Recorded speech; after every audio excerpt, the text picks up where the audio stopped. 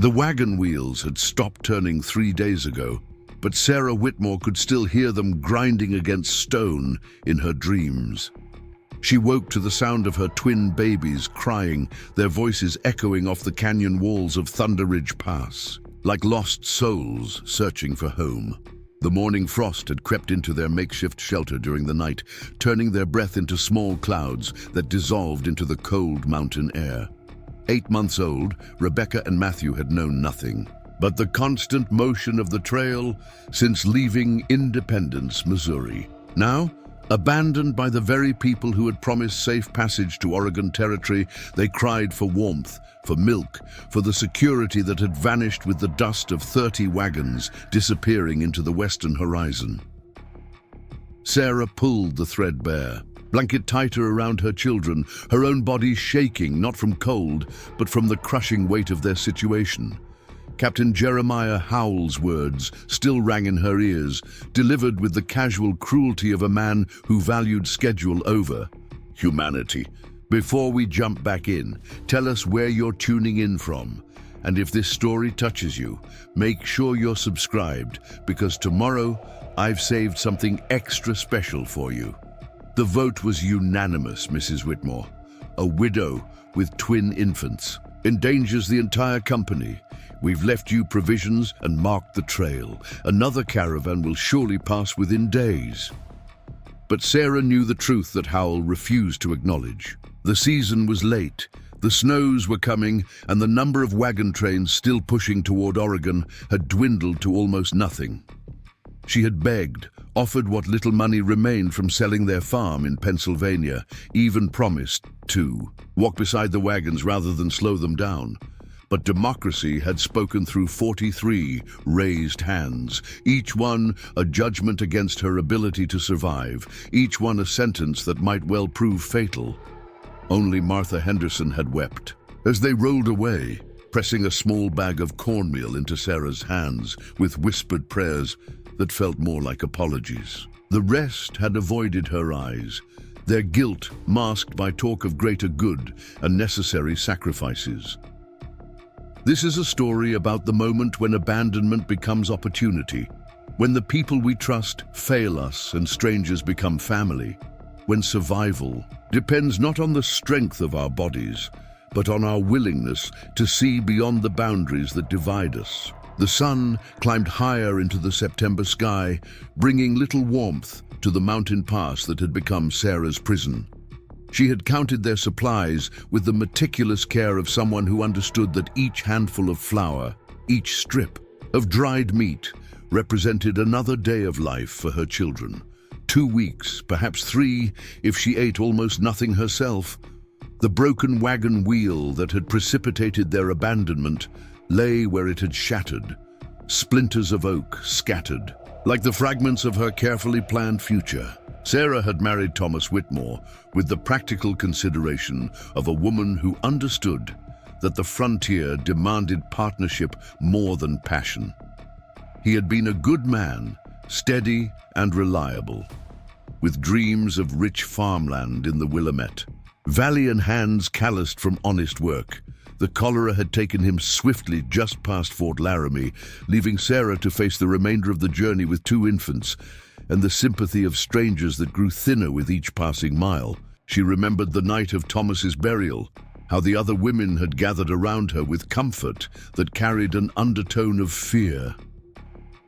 Death on the trail was common enough, but a young widow with twin babies represented a particular kind of burden that threatened the delicate balance of survival. She had seen it in their eyes even then, the calculation of risk versus Christian duty, the silent prayers that she would somehow manage without requiring too much assistance. The wagon train had reorganized after Thomas's death, his supplies distributed among other families, his oxen reassigned to pull heavier loads. Sarah had been relegated to a smaller wagon, one that could be abandoned if necessary, though no one spoke such thoughts aloud. She had accepted the arrangement with quiet dignity, focusing all her energy on keeping Rebecca and Matthew fed and clean despite the constant dust and jarring motion of the trail. Rebecca stirred in her arms, small fingers grasping at the buttons of Sarah's worn cotton dress. The baby's eyes, blue like her father's, gazed up with trust that pierced Sarah's heart. How could she explain to her daughter that the world had narrowed to this rocky shelter, that the careful plans made in Pennsylvania farmhouse parlors meant nothing in the face of broken wheels and human calculation? Sarah forced herself to stand, joints protesting after another night on cold ground. The shelter she had managed to construct from wagon canvas and fallen branches would need reinforcement if it was to withstand the mountain winds that grew stronger each evening. She settled the twins in their makeshift cradle, a wooden box that had once held Thomas's tools, now lined with every soft thing she could spare. The morning light revealed the full extent of their isolation. Thunder Ridge Pass stretched in both directions, a narrow corridor between towering peaks that seemed to scrape the sky itself. The trail was clear enough, worn by thousands of wheels and hooves over the past 5 years since the first wagons had pushed toward Oregon. But clarity meant nothing without the means to travel it, even if she could fashion some kind of carrier. For the twins, the distance to either Fort Bridgeline ahead or back to Fort Laramie was measured in weeks, not days. Sarah had always prided herself on her education, unusual for a woman of her background.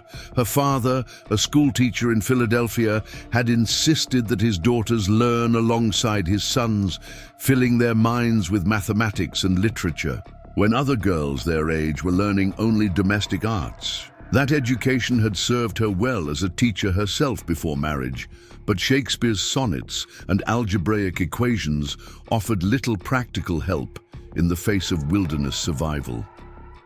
The first day after abandonment had been consumed by disbelief. Sarah had been certain that Captain Howell would reconsider, that the wagons would return with apologies and renewed promises of support. She had kept the twins quiet and content, rationing their supplies carefully while maintaining a watch on the western horizon. But the trail remained empty, save for the occasional hawk circling overhead, and the silence of the mountains pressed in with increasing weight. By the second day, anger had replaced disbelief. How dare they leave a woman and 2 infants to face certain death? What kind of Christian charity allowed 43 people to vote for abandonment with clear conscience? Sarah had paced the confines of their small camp, Rebecca on her hip while Matthew slept, composing speeches she would never deliver to audiences who had already passed beyond the reach of her voice.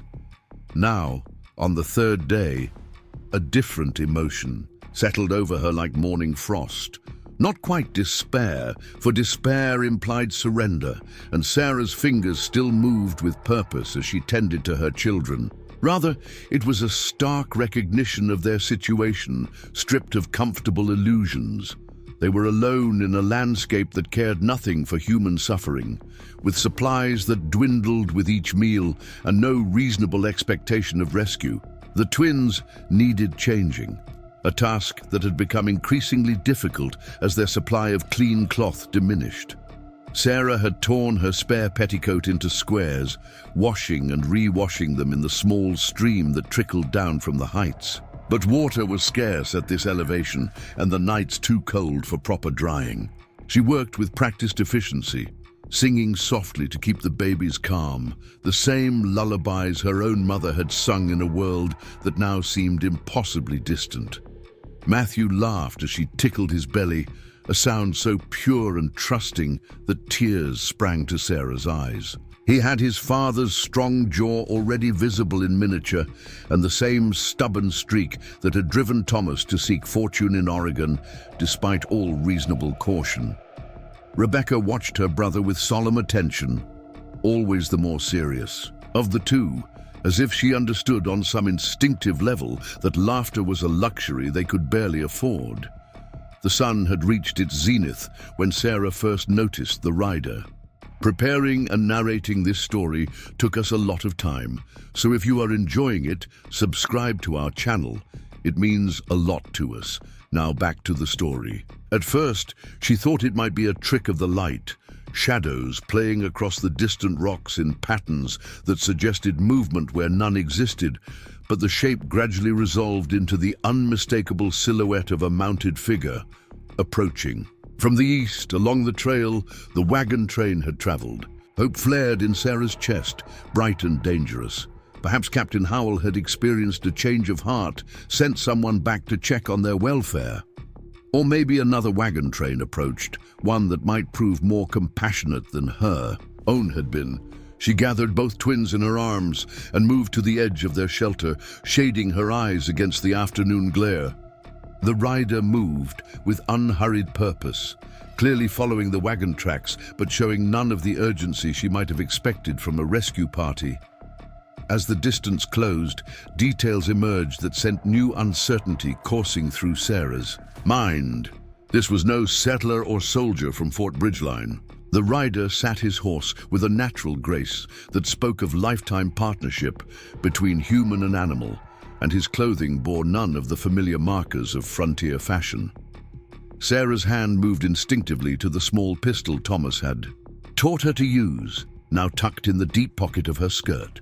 Stories from the trail had painted native warriors as everything from noble savages to bloodthirsty demons, with truth likely residing somewhere between the extremes. She had seen peaceful trading at Fort Laramie, watched native women selling beadwork to eager Eastern ladies seeking authentic frontier treasures. But she had also heard whispered tales of attacks on isolated travelers, of conflicts born from misunderstanding and fueled by mutual fear. The rider drew closer, and Sarah could now make out additional details that both reassured and puzzled her. His mount was a paint horse, its coat a striking pattern of brown and white that seemed to flow like water across its flanks. The man himself appeared younger than she had first thought, perhaps 30 years of age, with long dark hair partially bound in a style she didn't recognize. Most surprisingly, he wore a combination of traditional native dress and frontier clothing, leather leggings below a cotton shirt that might have come from any trading post along the trail. When he reached the broken wagon, still some 50 yards from Sarah's position, the rider dismounted with fluid grace. He examined the shattered wheel with the attention of someone reading sign, his fingers tracing the splintered wood as if it could tell him stories of what had transpired. Sarah watched him study the ground around the wagon, noting where oxen had been unhitched, where supplies had been redistributed, where dozens of people had milled about making decisions about her fate. The twins had grown quiet in her arms, perhaps sensing their mother's tension. Sarah found herself holding her breath as the stranger straightened from his examination and turned in her direction. Their eyes met across the distance, and something in his expression, surprise mixed with what might have been compassion, made her loosen her grip on the hidden pistol.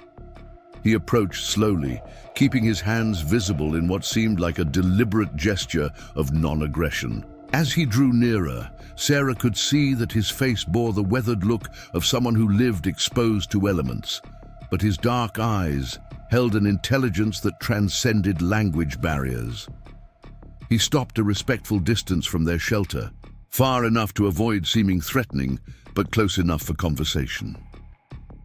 "Good afternoon," he said in clear, unaccented English that surprised Sarah into momentary speechlessness. "I am James Blackwater, though my people know me as River Fox. I've been tracking your wagon train for 3 days, hoping to trade at Fort Bridgeline." His gaze moved to the twins, then back to Sarah's face with a question he didn't voice aloud. Sarah's voice found strength born of necessity rather than courage. "They voted to leave us behind 3 days ago. My wagon wheel shattered on these rocks, and Captain Howell decided we would slow their progress to Fort Bridgeline." The words emerged, steady and clear. Though her heart hammered against her ribs with such force, she wondered if he could hear it across the distance that separated them. James Blackwater's expression shifted through a series of subtle changes that Sarah couldn't fully interpret. His dark eyes moved from her face to the makeshift shelter, taking in the meager supplies stacked beneath the canvas, the carefully arranged stones that formed a small fire ring, the wooden box where the twins lay nestled in whatever soft materials she had managed to preserve. When his gaze returned to her, something hard had settled in his features, though whether anger or disapproval she couldn't determine. They left a woman alone with infant twins in Thunder Ridge Pass. His question carried an undertone that made Sarah straighten her spine, lifting her chin with the same defiant pride that had sustained her through Thomas's death and the increasingly cold charity of her fellow travelers. "The council voted," she repeated, as if democracy itself justified abandonment. "Captain Howell assured me another wagon train would pass within days." The sound that escaped James Blackwater wasn't quite a laugh, holding too much bitterness for genuine mirth. "The last wagon train of the season passed through here 8 days ago. The snows will begin within the week, perhaps sooner. No one else will risk Thunder Ridge until spring." The finality in his words struck Sarah like a physical blow, though part of her had already known this truth. The shortening days, the bite in the mountain air, the way experienced travelers had begun speaking of winter quarters rather than Oregon destinations, all pointed to a reality she had tried to deny. Rebecca chose that moment to voice her displeasure, a thin wail that spoke of hunger and discomfort. Sarah shifted the baby to her shoulder, patting her back with practiced rhythm, while Matthew stirred restlessly in response to his sister's cries. The small drama of infant needs momentarily pushed aside larger fears, grounding Sarah in the immediate necessities of motherhood. She had enough milk for now, though her own sparse diet would soon affect her ability to nurse. The cornmeal Martha Henderson had pressed into her hands would make perhaps a dozen small portions of mush, stretched with careful rationing. "Your children require better shelter than canvas and branches," James observed, his tone matter-of-fact rather than critical. "The temperature drops 20 degrees after sunset at this elevation. Within a week, exposed water will freeze solid." Sarah felt heat rise in her cheeks, though whether from shame at her inadequate provisions or anger at stating the obvious, she couldn't say. "I've done what I could with what they left me." The defensiveness in her own voice surprised her, as if this stranger's opinion carried weight beyond that of a chance encounter. He studied her for a long moment, his expression unreadable. Then, with deliberate movements, he returned to his paint horse and removed a leather pouch from his saddlebags. The contents, when he spread them on a flat stone near Sarah's shelter, proved to be strips of dried meat, a smaller bag of what looked like ground corn mixed with dried berries, and a tightly woven bundle of herbs she didn't recognize. "This will sustain you for several days," he said, arranging the items with careful precision. "The meat is elk, taken last week and properly cured. The mixture is what my people call journey food, nutritious enough to maintain strength during hard travel." Pride warred with necessity in Sarah's chest. She had never taken charity easily, even in civilized circumstances, where social protocols provided comfortable frameworks for such exchanges. Here, in this rocky wilderness with her children's lives hanging in precarious balance, the old rules seemed both vitally important and utterly meaningless. "What payment do you require?" The question emerged stiff and formal, as if she were negotiating in a Philadelphia market rather than accepting what might be the difference between life and death. Something shifted in James Blackwater's expression, a softening that made him appear younger, more approachable. "Payment? Mrs. Whitmore, I offer this freely as any human being should when encountering another in distress. Though if it eases your conscience, I would welcome information about the wagon train's intended route to Fort Bridge Line. My trading plans depend on intercepting them before they continue westward." The gentle rebuke in his words stung more than criticism might have, forcing Sarah to recognize how thoroughly the trail had eroded basic human courtesies.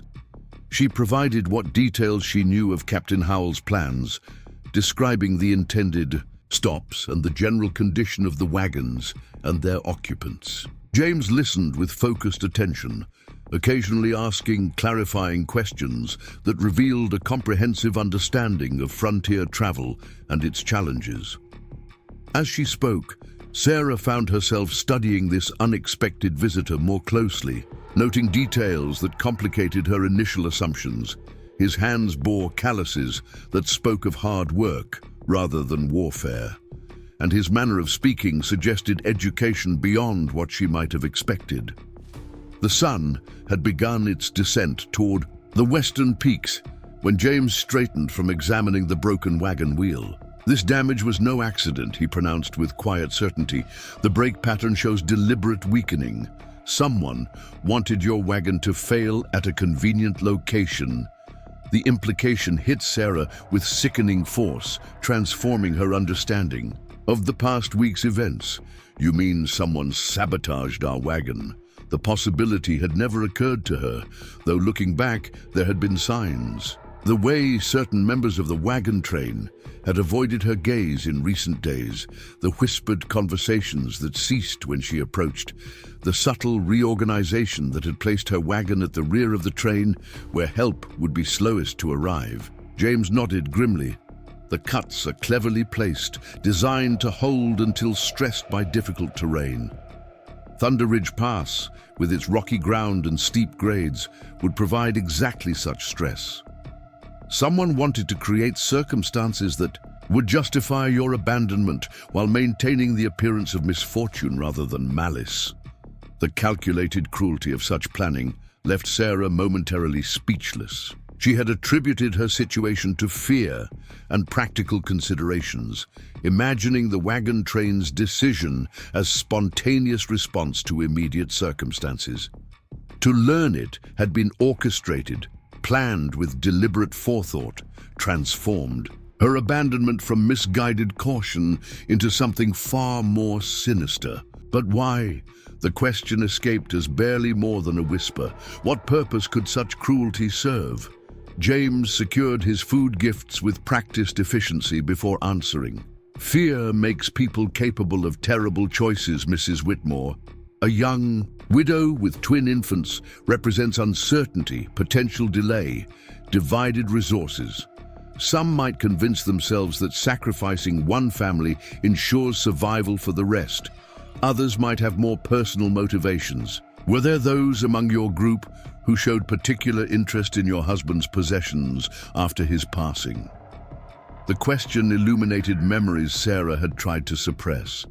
Samuel Briggs, the colonel's son from Fort Bridgeline, who had attached himself to their wagon train at Fort Laramie, had indeed shown unseemly interest in Thomas's surveying equipment and maps.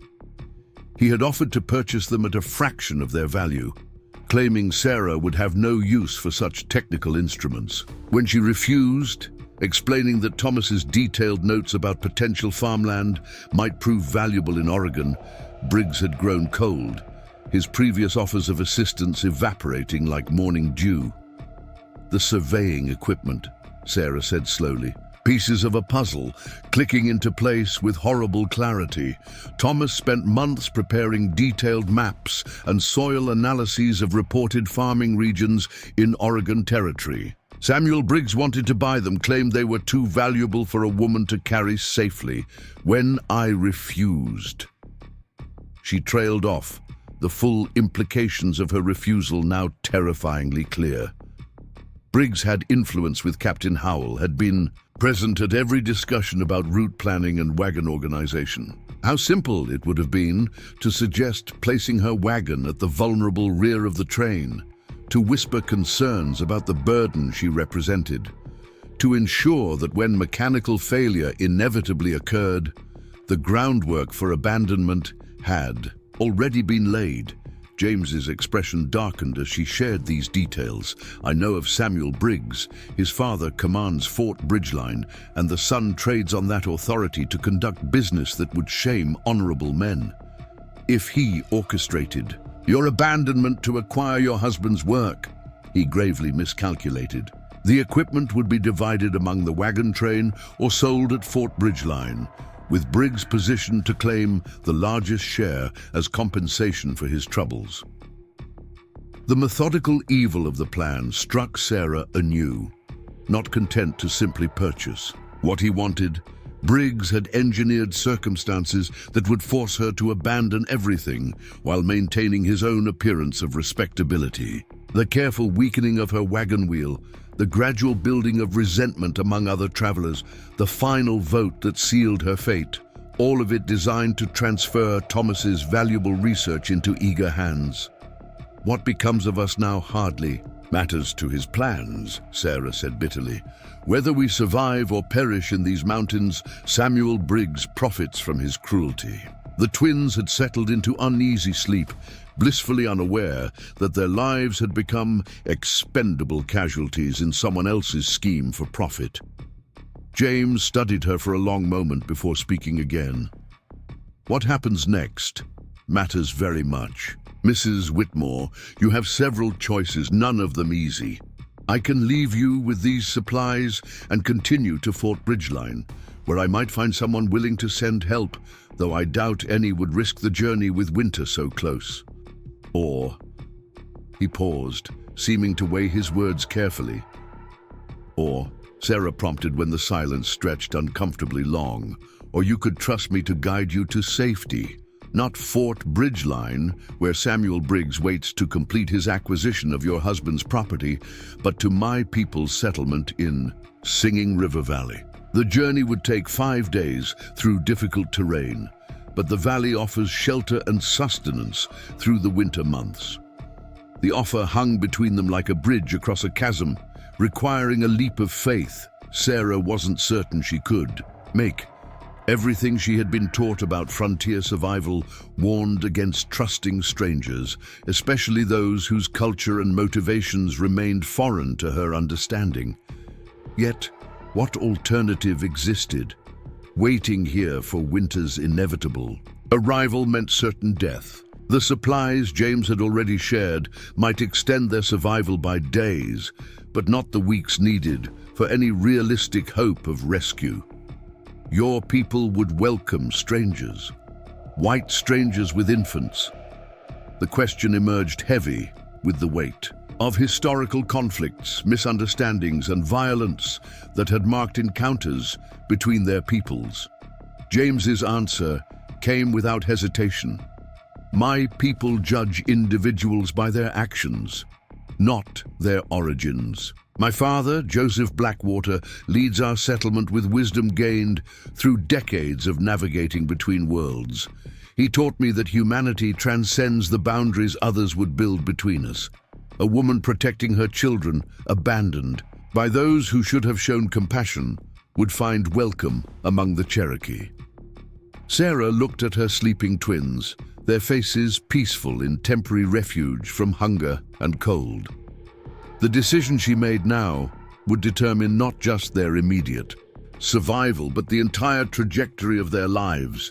Trust in this stranger meant abandoning any hope of reaching Oregon territory this season, meant spending winter months among people whose ways were foreign to everything she had known.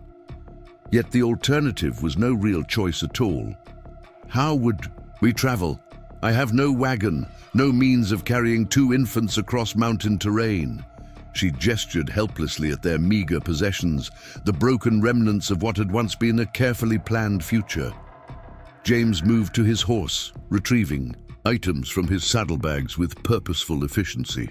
I carry materials for constructing a travois, a traditional means of transport that will serve better than wagons in this terrain. Your children can be secured safely while you walk alongside. The pace will be slow but steady, with regular stops for rest and feeding.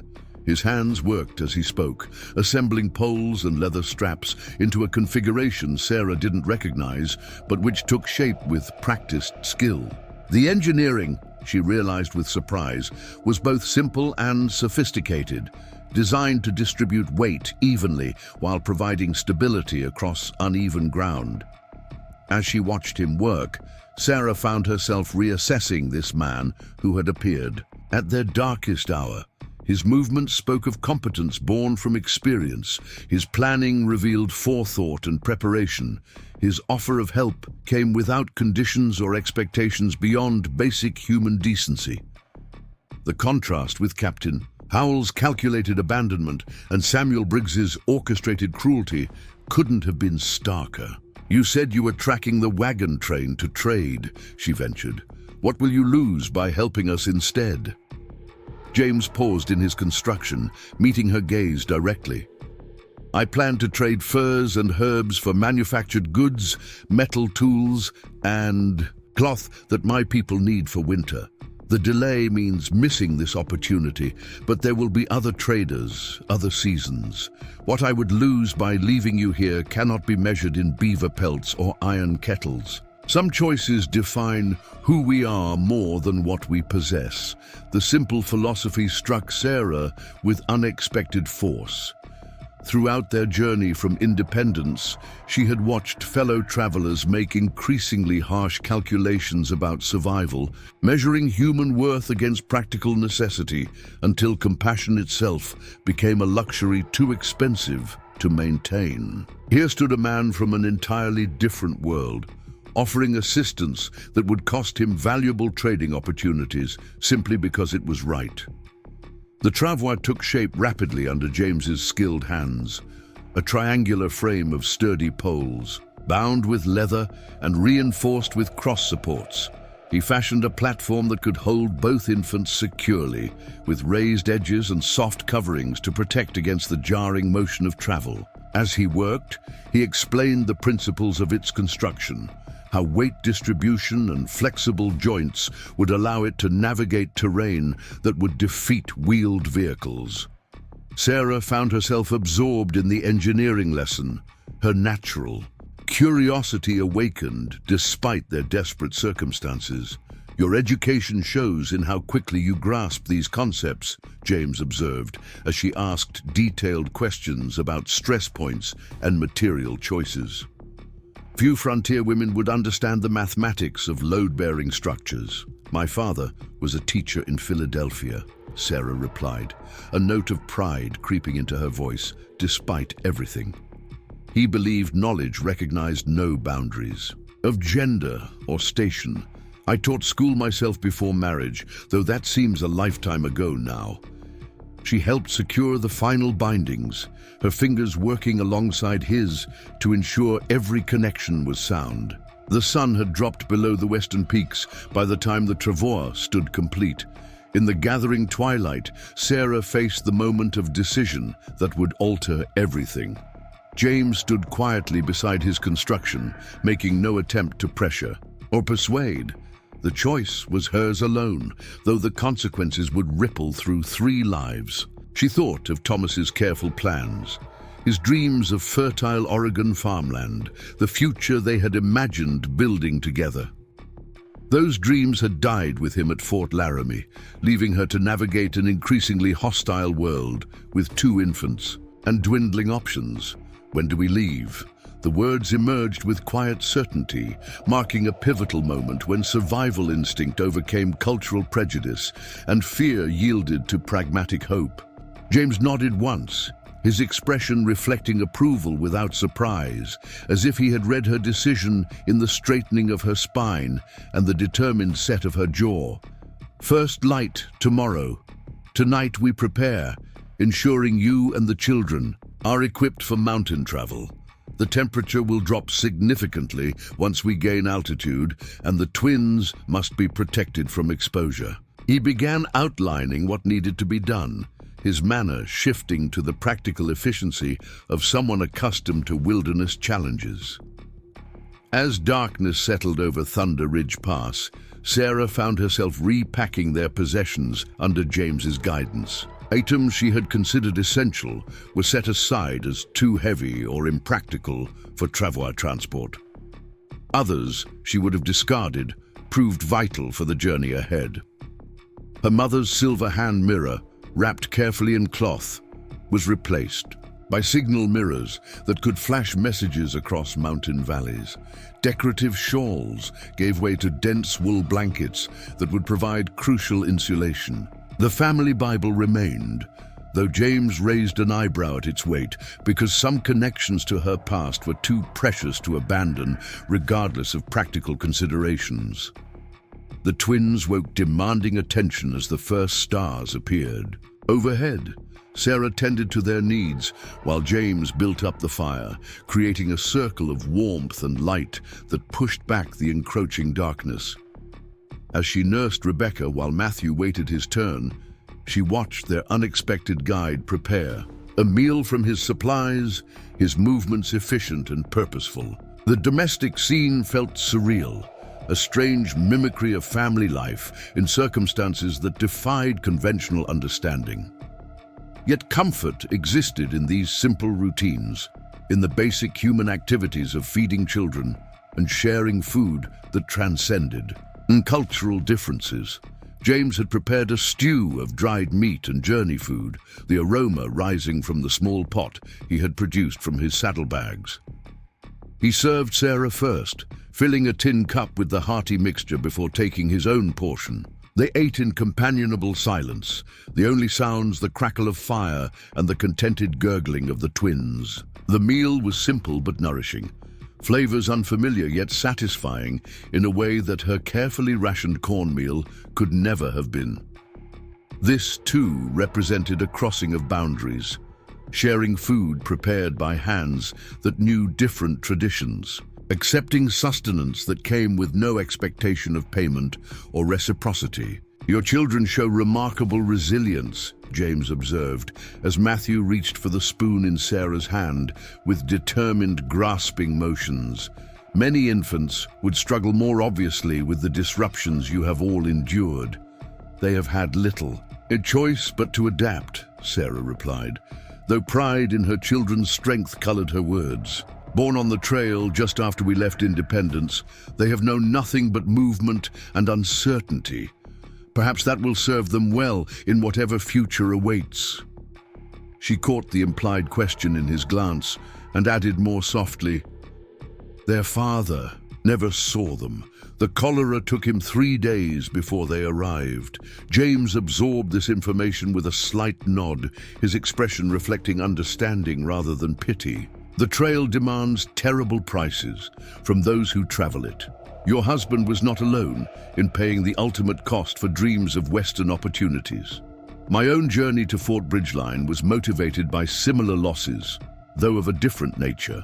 He didn't elaborate, and Sarah didn't press, recognizing that some stories revealed themselves in their own time rather than through direct questioning. Instead, she focused on the immediate preparations, trusting that understanding would develop through shared experience rather than forced intimacy. As the evening progressed, James demonstrated how to wrap the twins for maximum warmth while maintaining the flexibility needed for regular care. He produced additional blankets from his supplies, explaining that he always traveled prepared for unexpected circumstances, though he hadn't anticipated anything quite like their current situation.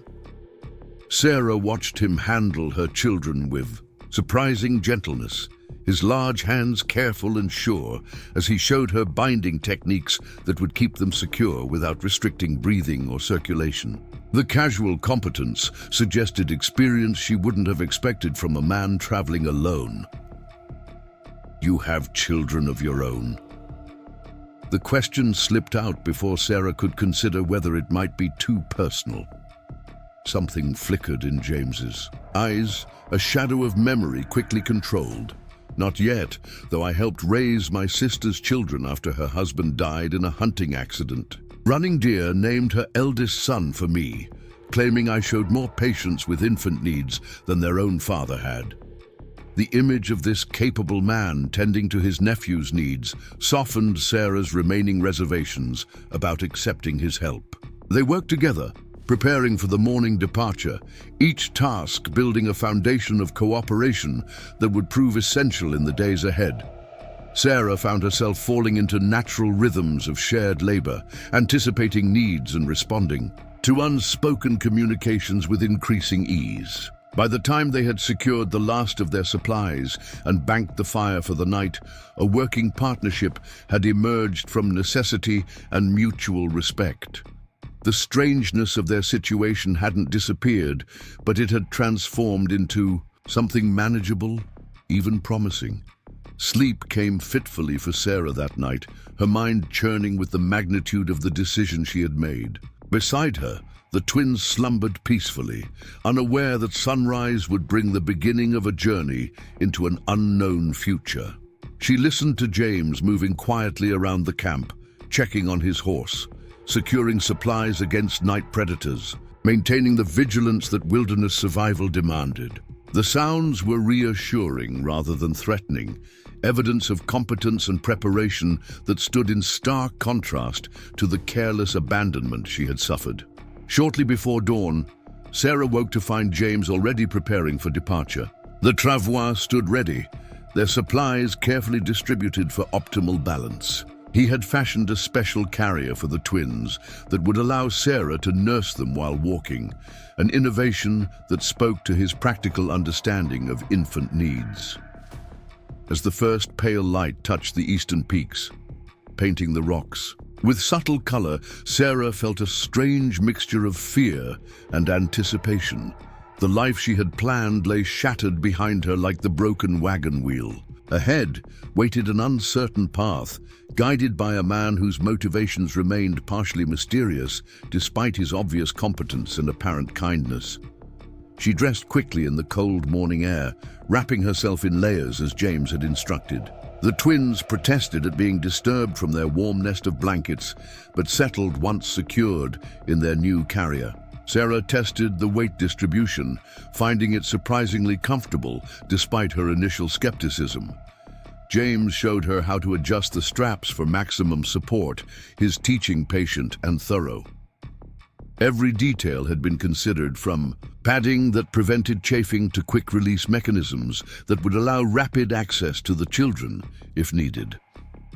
As they prepared to leave Thunder Ridge Pass, Sarah took a final look at the broken wagon that represented the end of one dream, and perhaps the beginning of another.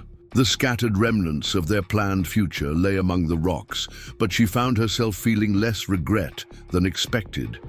That life had been built on promises that proved hollow, on trust that had been betrayed for profit. Whatever lay ahead, it would be founded on actions rather than words, on demonstrated character rather than social assumptions. James helped her position the travois straps across her shoulders, adjusting the weight until it felt balanced and manageable. The construction was ingenious, transferring most of the load to her hips while leaving her hands free for balance and stability. He would lead his horse, which carried additional supplies and could provide support if the terrain became too challenging. As the sun broke fully above the horizon, casting long shadows across the mountain pass, they set out together toward whatever future awaited in Singing River Valley. The first steps felt momentous despite their small scale. Each footfall carried Sarah farther from the world she had known, from the carefully structured society that had ultimately failed her when she needed it most. Yet with each step, she also moved toward possibilities she couldn't yet imagine, guided by someone whose actions had already proven more trustworthy than all the promises and contracts that had brought her to this point. The twins rode quietly in their secure nest, their blue eyes watching the changing landscape with the adaptability of the truly innocent. Whatever challenges lay ahead, they would face them together. This unlikely family, forged from necessity and shaped by the harsh beauty of the western mountains. The mountain trail narrowed as they climbed higher into the Rockies, forcing Sarah to place each step with deliberate care. The travois glided behind her with surprising smoothness, its flexible construction absorbing the worst jolts as they navigated around boulders and across sections of loose scree.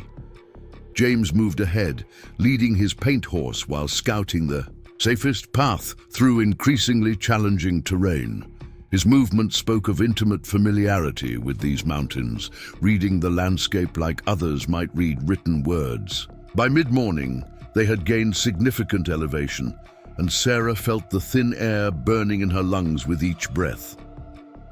The twins remained remarkably calm in their secure nest, perhaps soothed by the rhythmic motion or simply exhausted from the disruptions of recent days. Rebecca's eyes tracked the passing scenery with alert interest, while Matthew dozed fitfully, his small hand clutching the edge of his blanket with the determined grip of infant security. "Rest here," James called back, indicating a relatively flat area beside a mountain stream. The water runs clean from snowmelt, safe for drinking and refreshing the children. Sarah gratefully eased out of the travois harness, her shoulders aching despite the well-designed distribution of weight. She had thought herself hardened by months on the wagon trail, but this type of travel demanded different muscles, different endurance. As she settled beside the stream with the twins, James efficiently tended to practical needs. He refilled their water containers, checked the travois bindings for wear, and produced more of the journey food that would sustain them between more substantial meals. His economy of motion reminded Sarah of skilled craftsmen she had known, people whose expertise made difficult tasks appear effortless. Yet she sensed something else beneath his competence, a watchfulness that never fully relaxed even in these moments of rest.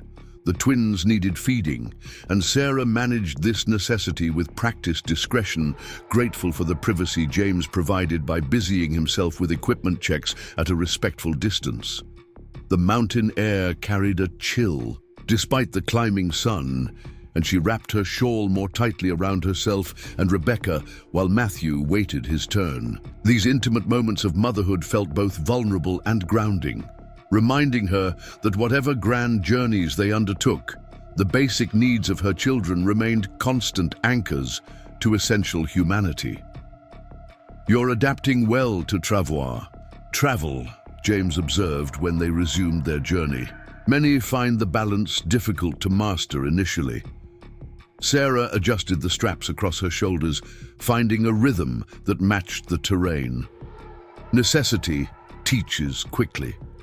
"Though I confess, I never imagined myself hauling my children through mountain passes like frontier cargo."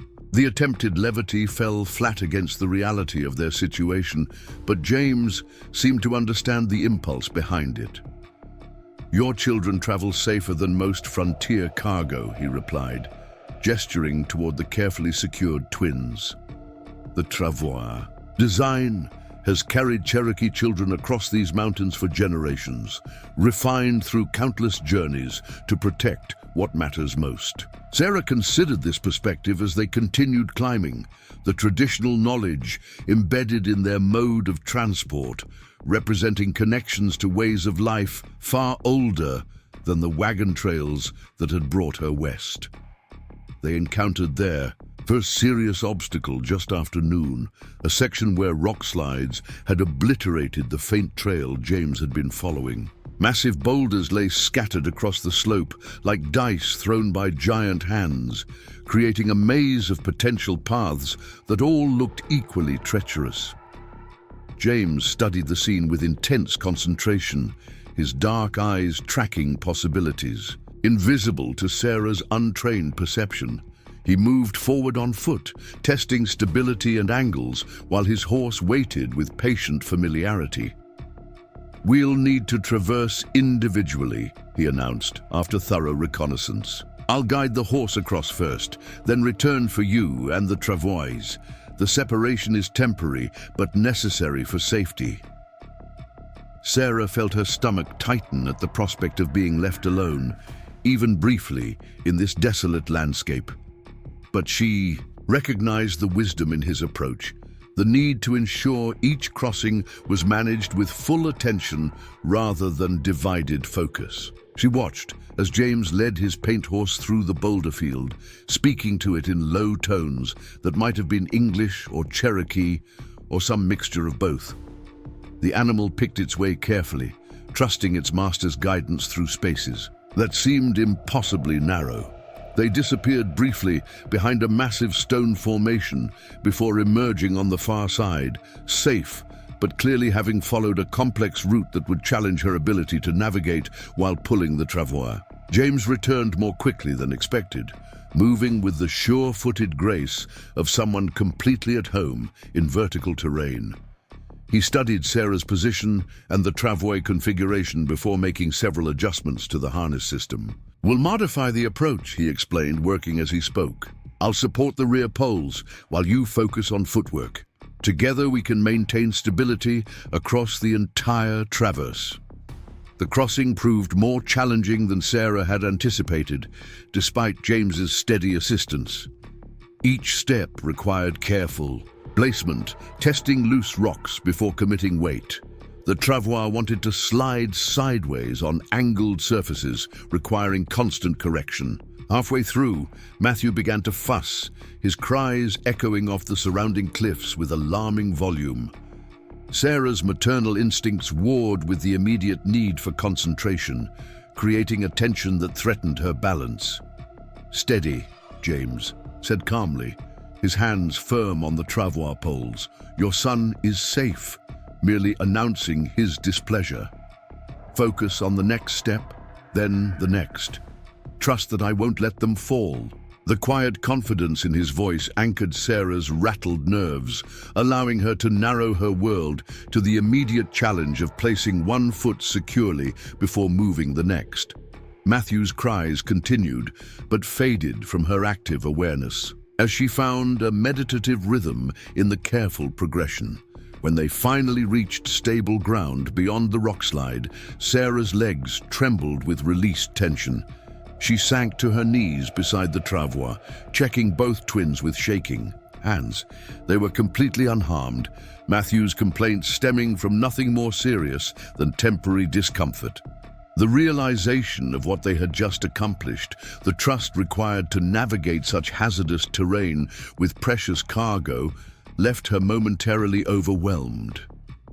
"You did well," James said simply, but the approval in his tone conveyed more than elaborate praise might have.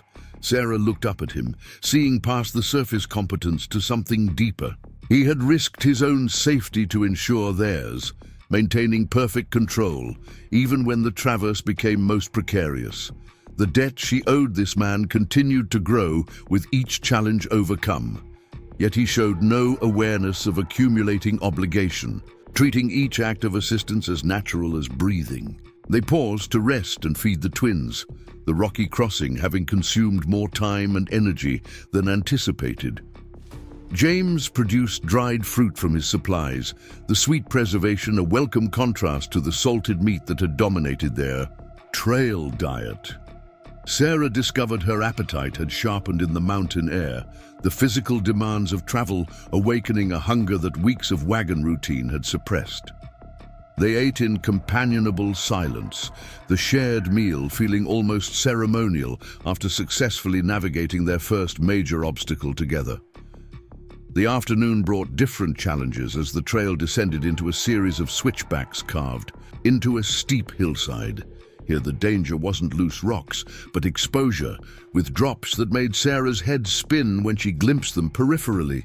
James positioned himself on the downhill side of the travois, a human barrier between her children and the void. His presence allowed her to focus forward rather than dwelling on the consequences of a misstep. "Tell me about your father's school," James suggested as they navigated a particularly exposed section. The request surprised Sarah, but she recognized its purpose as distraction from the precarious drop. She began describing the small academy in Philadelphia where her father had taught, how he had insisted on including his daughters in lessons meant for young gentlemen preparing for professional careers. The familiar narrative steadied her nerves, words flowing more easily than footsteps as she painted verbal pictures of a world that seemed impossibly distant from their current reality. James listened with genuine interest, occasionally asking questions that revealed his own education extended beyond what she might have expected. He knew of educational philosophers she mentioned, could discuss mathematical principles her father had taught, showed familiarity with literary works that formed the backbone of classical education. The conversation transformed a terrifying descent into something almost pleasant, fear retreating before the comfort of intellectual exchange. "Your father sounds like a man who understood that wisdom recognizes no boundaries," James observed as they reached safer ground.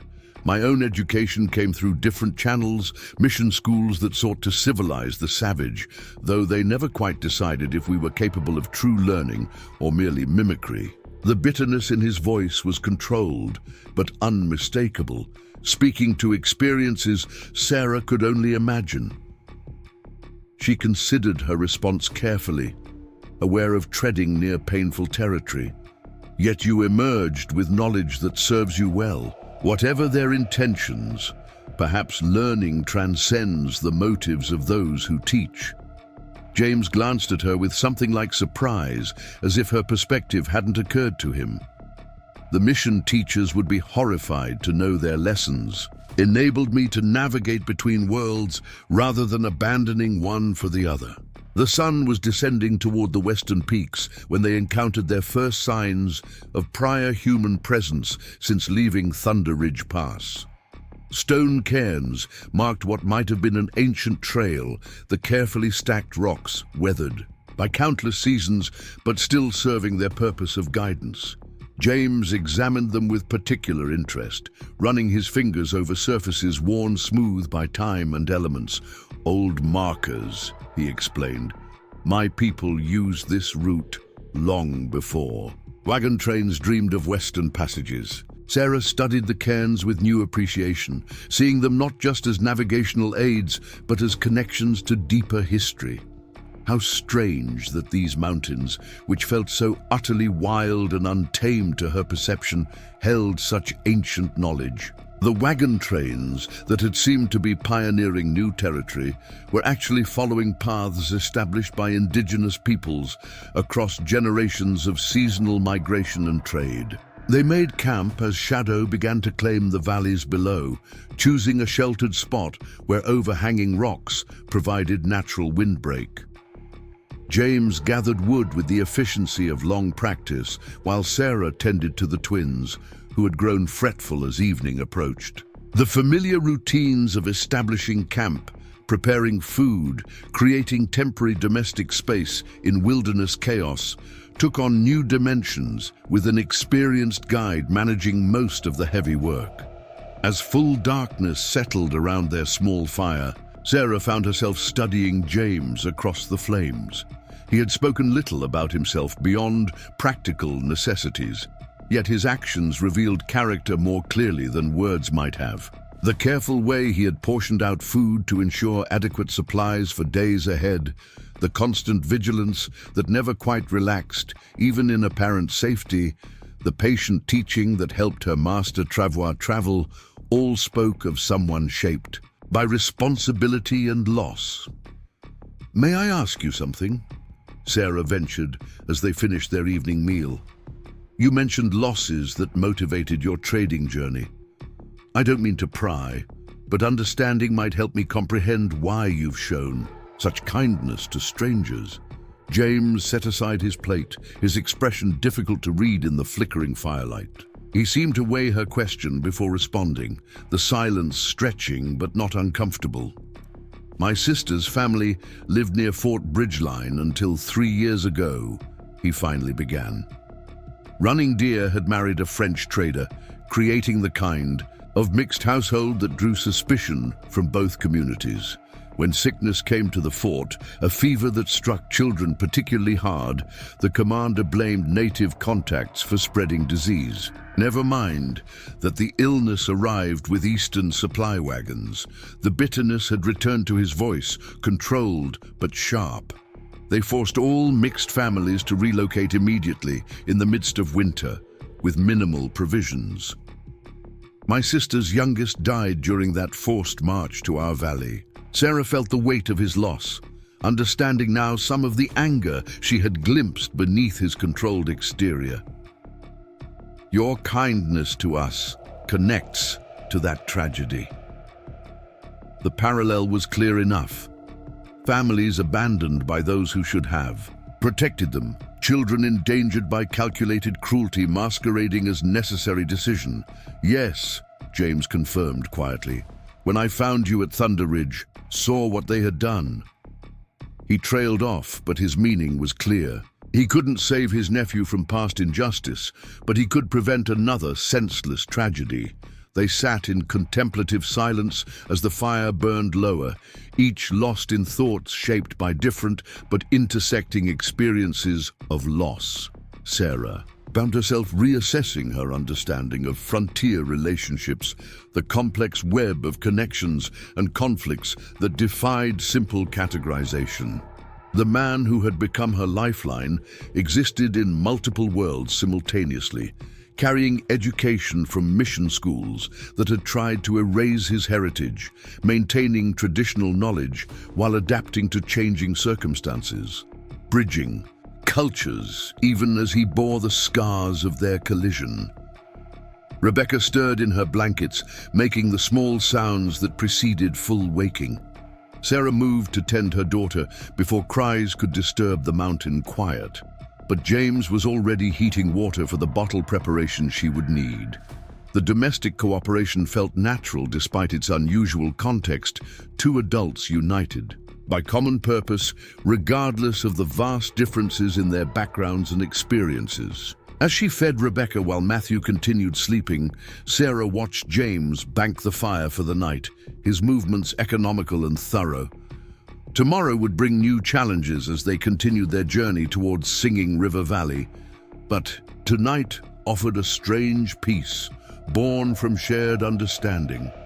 The sophisticated gentleman from Fort Bridgeline and the mission-educated Cherokee scout had both revealed themselves as constructions of necessity rather than complete identities. Beneath those surfaces lay simply two human beings trying to protect innocent lives in a world that often prioritized other values. "You should rest," James advised as he completed his evening tasks. "Tomorrow's travel will be less technically difficult, but longer in duration. We'll need to cover significant distance to reach water sources before nightfall." Sarah nodded, settling back against the padded support he had constructed for her comfort. Sleep would come more easily tonight, she suspected.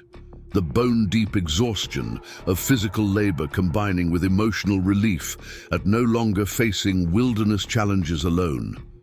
Yet she found herself reluctant to end the day's conversation, sensing that the darkness and firelight had created space for honesty that daylight might discourage. "Your sister, running deer, she sounds like someone who defied expectations."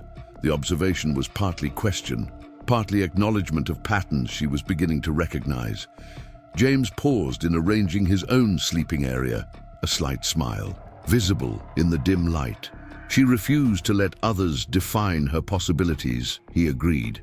The mission schools taught her to read and write, expecting she would become properly civilized and abandon traditional ways. Instead, she used that literacy to record our grandmother's stories, preserving in written form what had always been oral tradition. The trader she married thought he was acquiring a compliant native wife. He discovered instead a partner who managed his business accounts better than he did and demanded equal voice in family decisions. Sarah smiled at the image, recognizing a kindred spirits across cultural boundaries. "She sounds formidable. I wish I could meet her." "You will," James said with quiet certainty. "Running Deer will be among the first to welcome you at Singing River Valley. She has strong opinions about the treatment of women traveling alone with children. I suspect you two will find much common ground." The prospect of female companionship, especially from someone who had navigated similar challenges of defying conventional expectations, sparked unexpected anticipation in Sarah's chest. As she settled the twins for the night, arranging blankets to maximize warmth while allowing easy access for middle-of-night feedings, Sarah reflected on the day's journey. They had covered perhaps 8 miles by her estimation, a distance that would have seemed trivial from a wagon seat, but represented enormous effort on foot through mountain terrain.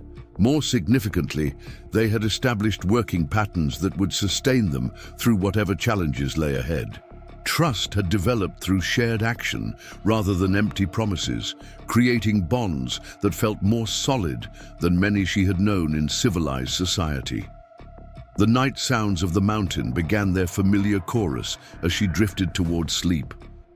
Somewhere in the darkness, an owl called, its hollow voice echoing off invisible cliffs. The wind whispered through pine branches overhead, a sound both lonely and comforting. James remained awake, she sensed, maintaining the vigilance that allowed others to rest. His presence had transformed the threatening wilderness into something more nuanced, a challenging but navigable landscape where ancient wisdom offered guidance to those willing to learn. Tomorrow they would continue descending toward Singing River Valley, each mile carrying them further from the life she had planned and closer to possibilities she couldn't yet imagine. The thought no longer filled her with the same dread that had consumed her at Thunder Ridge Pass. James Blackwater had given her more than physical rescue from abandonment. He had demonstrated that help could come from unexpected directions, that cultural boundaries were more permeable than she had believed, that survival often depended on willingness to trust beyond the comfortable categories of civilization. Sarah's last conscious thought before sleep claimed her was a prayer of gratitude, not to the distant god of her Philadelphia childhood, but to whatever force had sent James along that particular trail at that precise moment. Coincidence seemed too small a word for such life-altering intersection.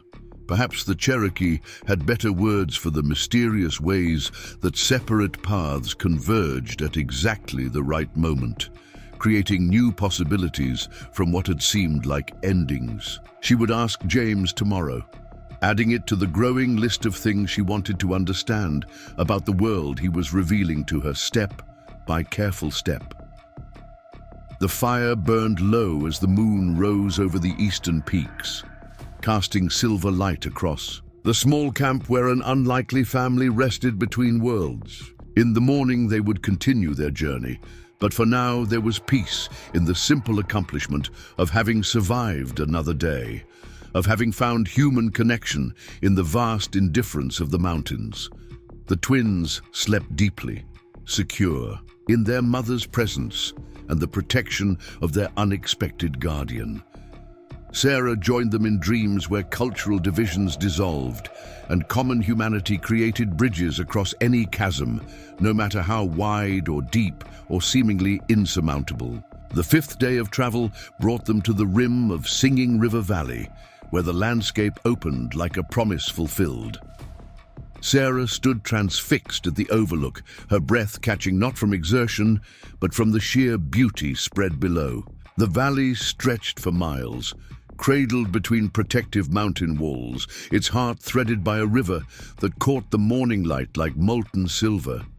Scattered throughout were signs of thoughtful habitation, smoke rising from chimneys, cultivated fields creating patchwork patterns against the natural meadows, structures that blended with rather than dominated the terrain.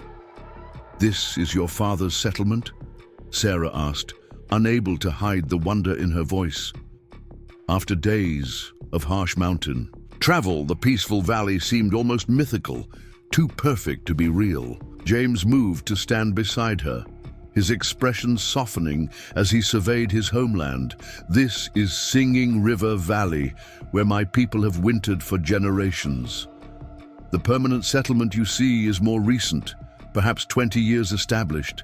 But our connection to this land goes back beyond memory."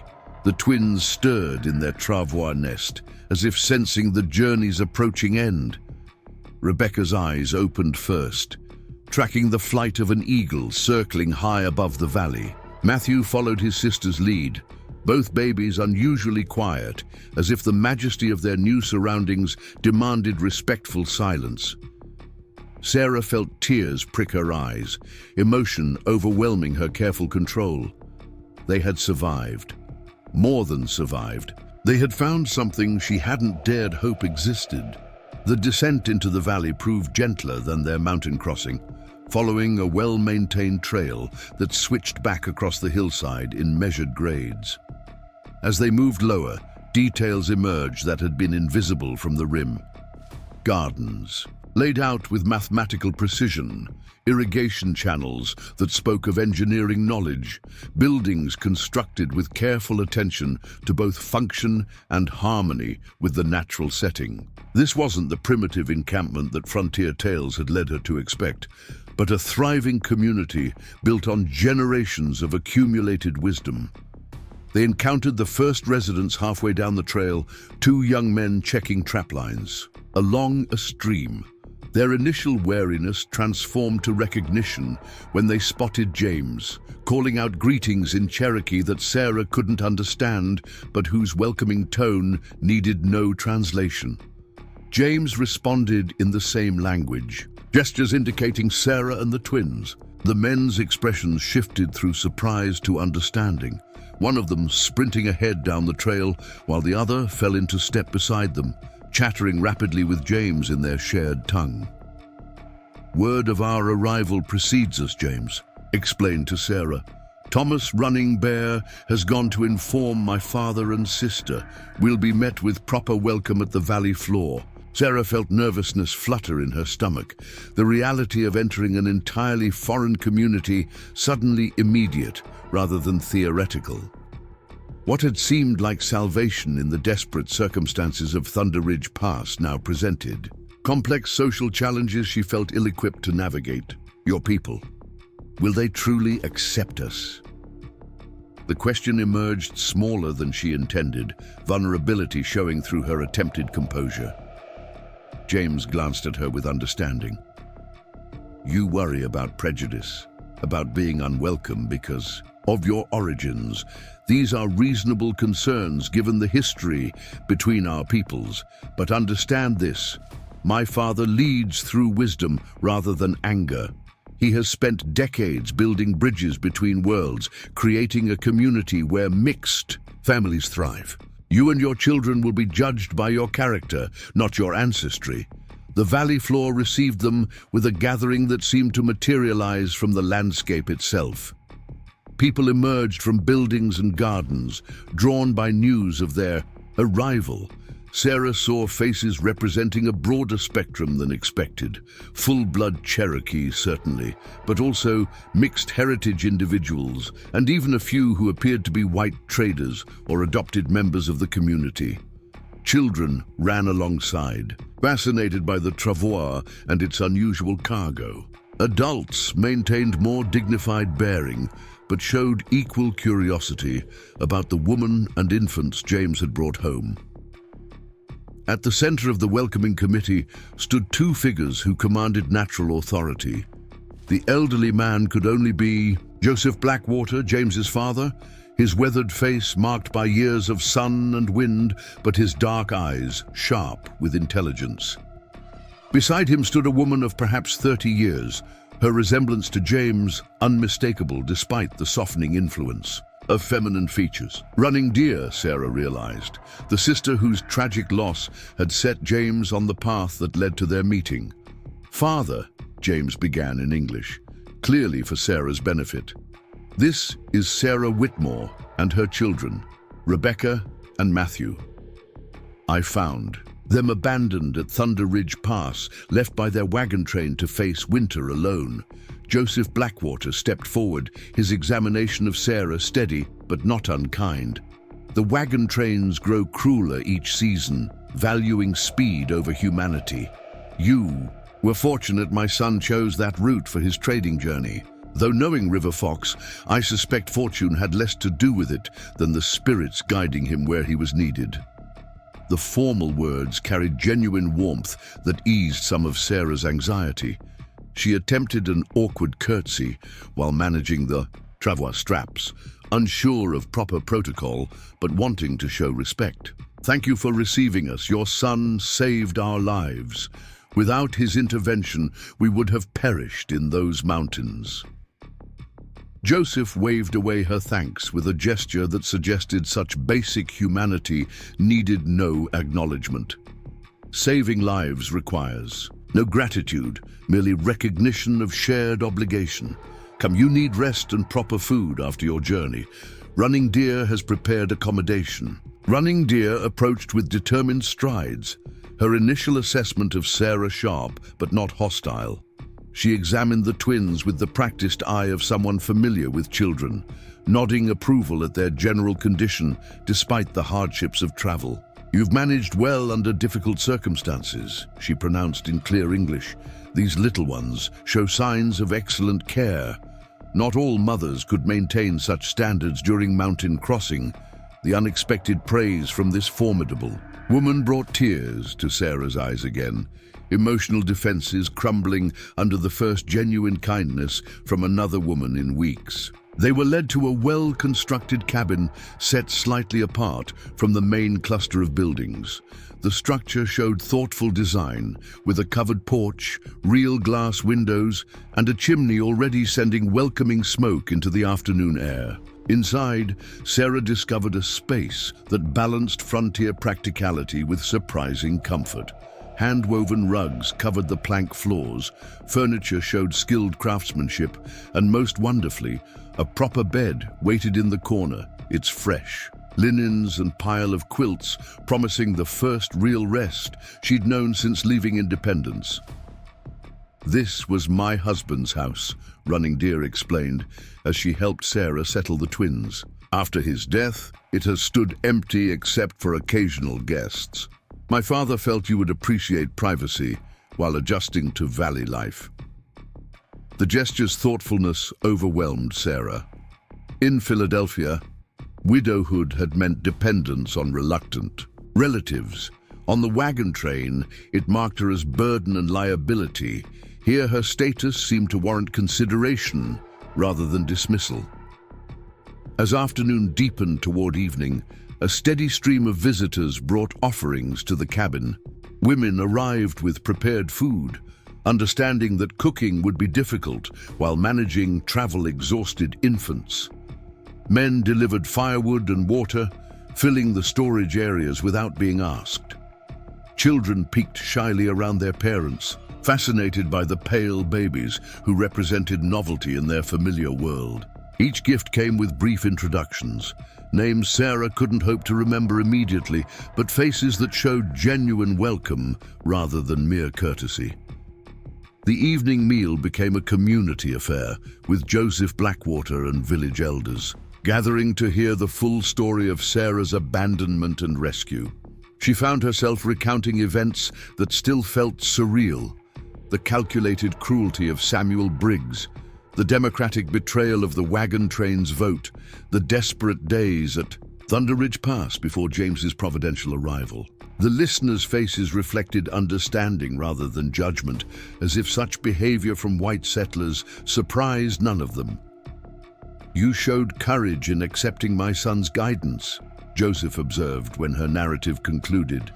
"Many would have preferred death to crossing cultural boundaries. Fear makes prisoners of those who cannot see beyond learned prejudices." Sarah considered this perspective, recognizing truth in the elders' words. Desperation clarifies priorities remarkably. When choosing between survival and social convention, my children's lives outweighed any concerns about propriety. The answer seemed to please him, bringing nods from others around the fire. As the evening progressed, Sarah began to understand the unique nature of Singing River Valley's community. Unlike the rigid hierarchies of Eastern society or the harsh democracy of the wagon train, relationships here seemed built on contribution and mutual respect. Running Deer held significant influence not because of her connection to leadership, but through her skills as healer and keeper of traditional knowledge. A white trader who had married into the community spoke with equal voice to full-blood Cherokee elders. Children played together without the careful boundaries Sarah had known growing up, their mixed heritage creating beauty rather than confusion. The twins became focal points of gentle attention, passed carefully from arm to arm as valley residents satisfied their curiosity about the new arrivals. Sarah watched nervously at first, protective instincts warring with recognition that refusing such interest would give offense. But the handling showed universal tenderness, each person treating the babies with reverence that transcended cultural differences. Rebecca, usually shy with strangers, gurgled happily at the attention. Matthew demonstrated his newly acquired ability to grasp fingers, earning delighted exclamations from Cherokee grandmothers who pronounced him strong and destined for great things. James had disappeared shortly after their arrival, attending to responsibilities that had accumulated during his absence. But as the communal meal wound down and visitors began departing to their own homes, he reappeared at the cabin door. His expression suggested satisfaction with how the evening had progressed, though something else flickered beneath the surface, an uncertainty Sarah hadn't seen during their mountain journey. "Walk with me," he requested quietly. "The twins are safe with running deer, and evening light on the river is worth seeing." Sarah hesitated, glancing toward her children, but running deer waved away concern. "Go. These little ones and I need to become acquainted properly. Besides, river walks often bring clarity to clouded thoughts." The knowing look that passed between siblings suggested conversations beyond Sarah's understanding, but she found herself accepting James's invitation despite lingering maternal anxiety.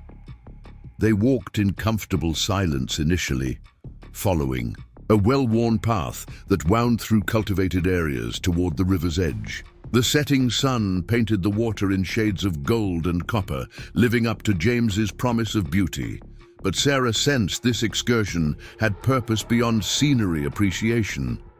James seemed to be gathering thoughts, choosing words with the same care he had shown, selecting safe paths through mountain terrain. Finally he spoke. "You've seen our community, met our people. The question now becomes what future you envision for yourself and your children here." The directness caught Sarah off guard. She had been so focused on immediate survival that longer-term considerations had seemed luxurious impossibilities. I hadn't presumed to think beyond winter shelter. Your father's generosity already exceeds any reasonable expectation." James turned to face her, his expression serious in the fading light. "My father offers more than winter shelter. He sees in you qualities that would benefit our community, skills and knowledge that could enrich Singing River Valley. But integration requires commitment beyond mere residence. It means becoming part of something larger than individual survival." Sarah heard implications beneath his words, possibilities that both thrilled and terrified her. "Are you asking if I'm willing to abandon my own culture, to raise my children as Cherokee rather than white?" He shook his head, frustration flickering across his features. "Not abandonment, adaptation.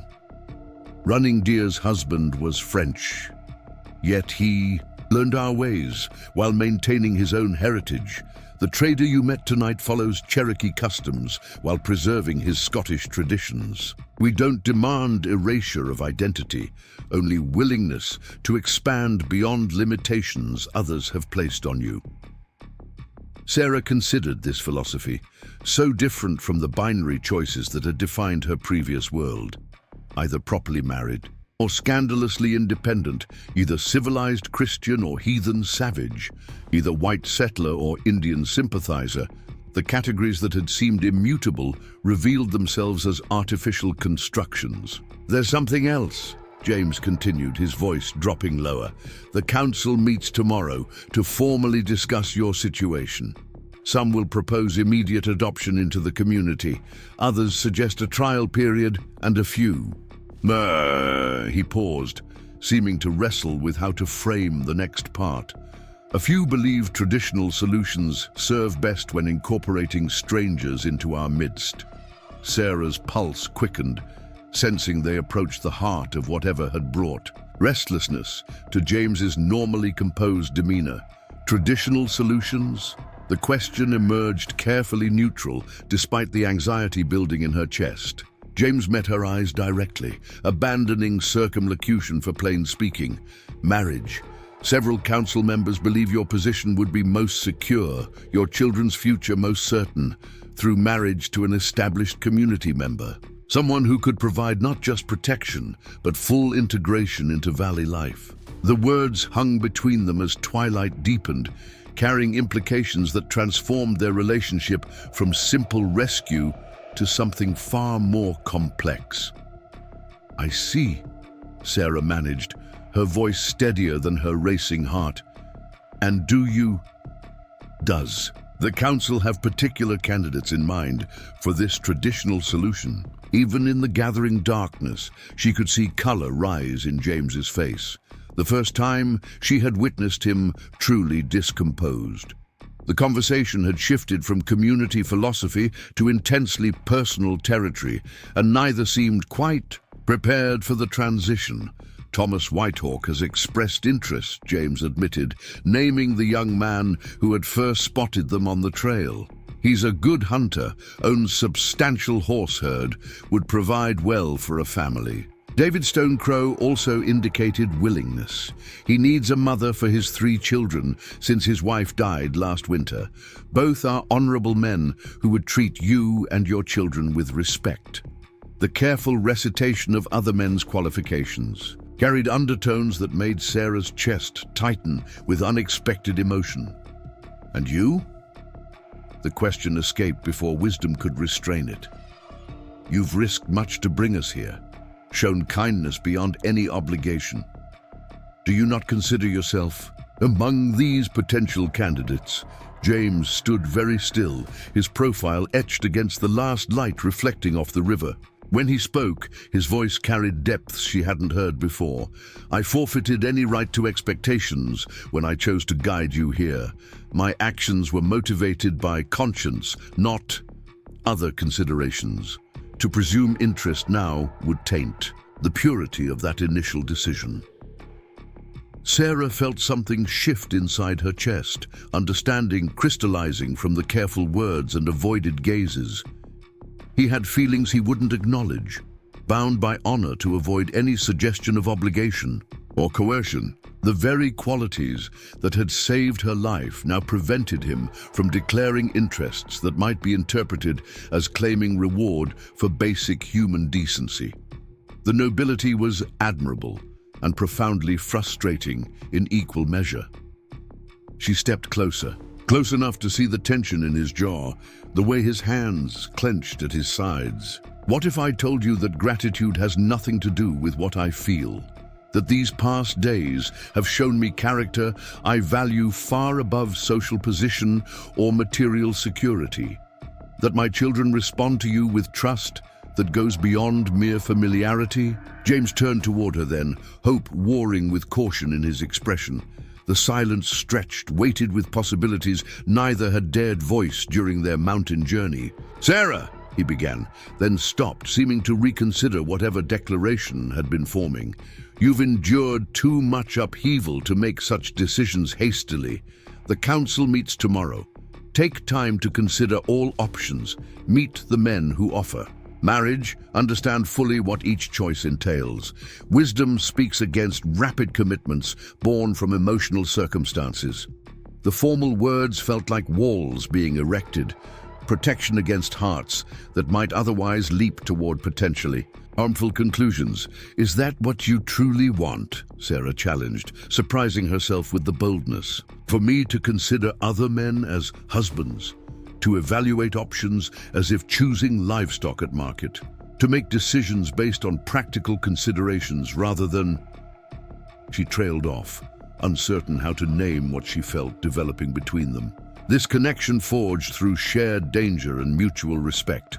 "What I want." James's voice roughened with suppressed emotion. "What I want matters less than what serves you and your children best. I brought you to safety because conscience demanded it. To expect more, to hope for." His control slipped momentarily before reasserting itself. The council will expect your answer tomorrow evening. Until then, you should rest, recover from our journey, think clearly about your future." They walked back to the cabin in silence that felt heavier than mountain stone. At the door, Sarah paused, wanting to breach the careful distance James had imposed, but uncertain how to proceed without seeming to exploit his honorable nature. Inside, running, Deer sang softly to the twins, a Cherokee lullaby that spoke of ancient connections between earth and sky. The domestic scene, visible through the window, emphasized everything at stake in tomorrow's decision. "Thank you," Sarah said finally, the simple words carrying more meaning than their surface suggested. "For everything. Not just the rescue, but for showing me possibilities I never imagined. Whatever tomorrow brings, that gift remains immeasurable." James nodded once, his expression unreadable in the darkness, then turned away into the night. Sarah watched him disappear before entering the cabin, her mind churning with implications of the choice that awaited. That night, sleep came fitfully despite her exhaustion. Sarah lay in the first proper bed she'd known in months, her children safely beside her, surrounded by the security of a welcoming community.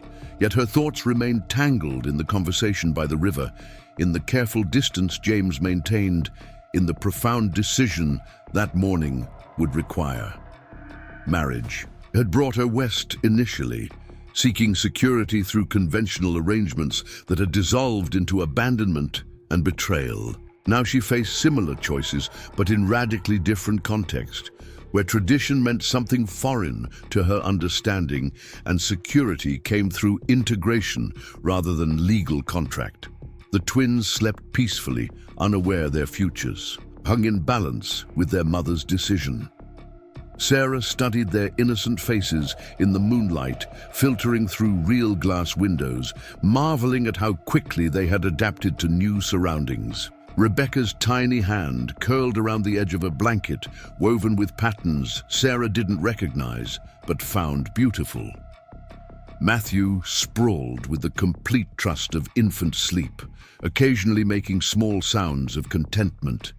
They deserved stability, deserved a father figure who could guide them through the complexities of the world they would inhabit, but they also deserved authenticity, a family built on genuine connection rather than mere practical arrangement. Dawn came too soon, bringing with it the weight of impending decision. Sarah rose early, finding the cabin already supplied with fresh water and kindle for the fire, evidence of community care that continued without fanfare. As she prepared simple breakfast from provisions that had appeared mysteriously during the night, Running Deer arrived with additional supplies and unexpected counsel. "The council meets at sunset," James's sister announced without preamble. "Before then, you should know certain truths my brother's honor prevents him from sharing." She settled beside the fire with natural authority, her direct gaze suggesting conversation. "Of significance, River Fox spoke of you during the 2 days he spent here before discovering your plight. Not by name, for he didn't know it then, but his dreams had shown him a woman with twin infants in danger on the mountain. He interpreted this as warning about general hazard to travelers, but I knew better." Sarah's hands stilled in their preparation tasks. "Dreams, you speak of prophetic visions." The concept challenged her rational education. Yet after everything she had experienced, dismissing indigenous wisdom seemed arrogantly short-sighted. Running Deer smiled slightly.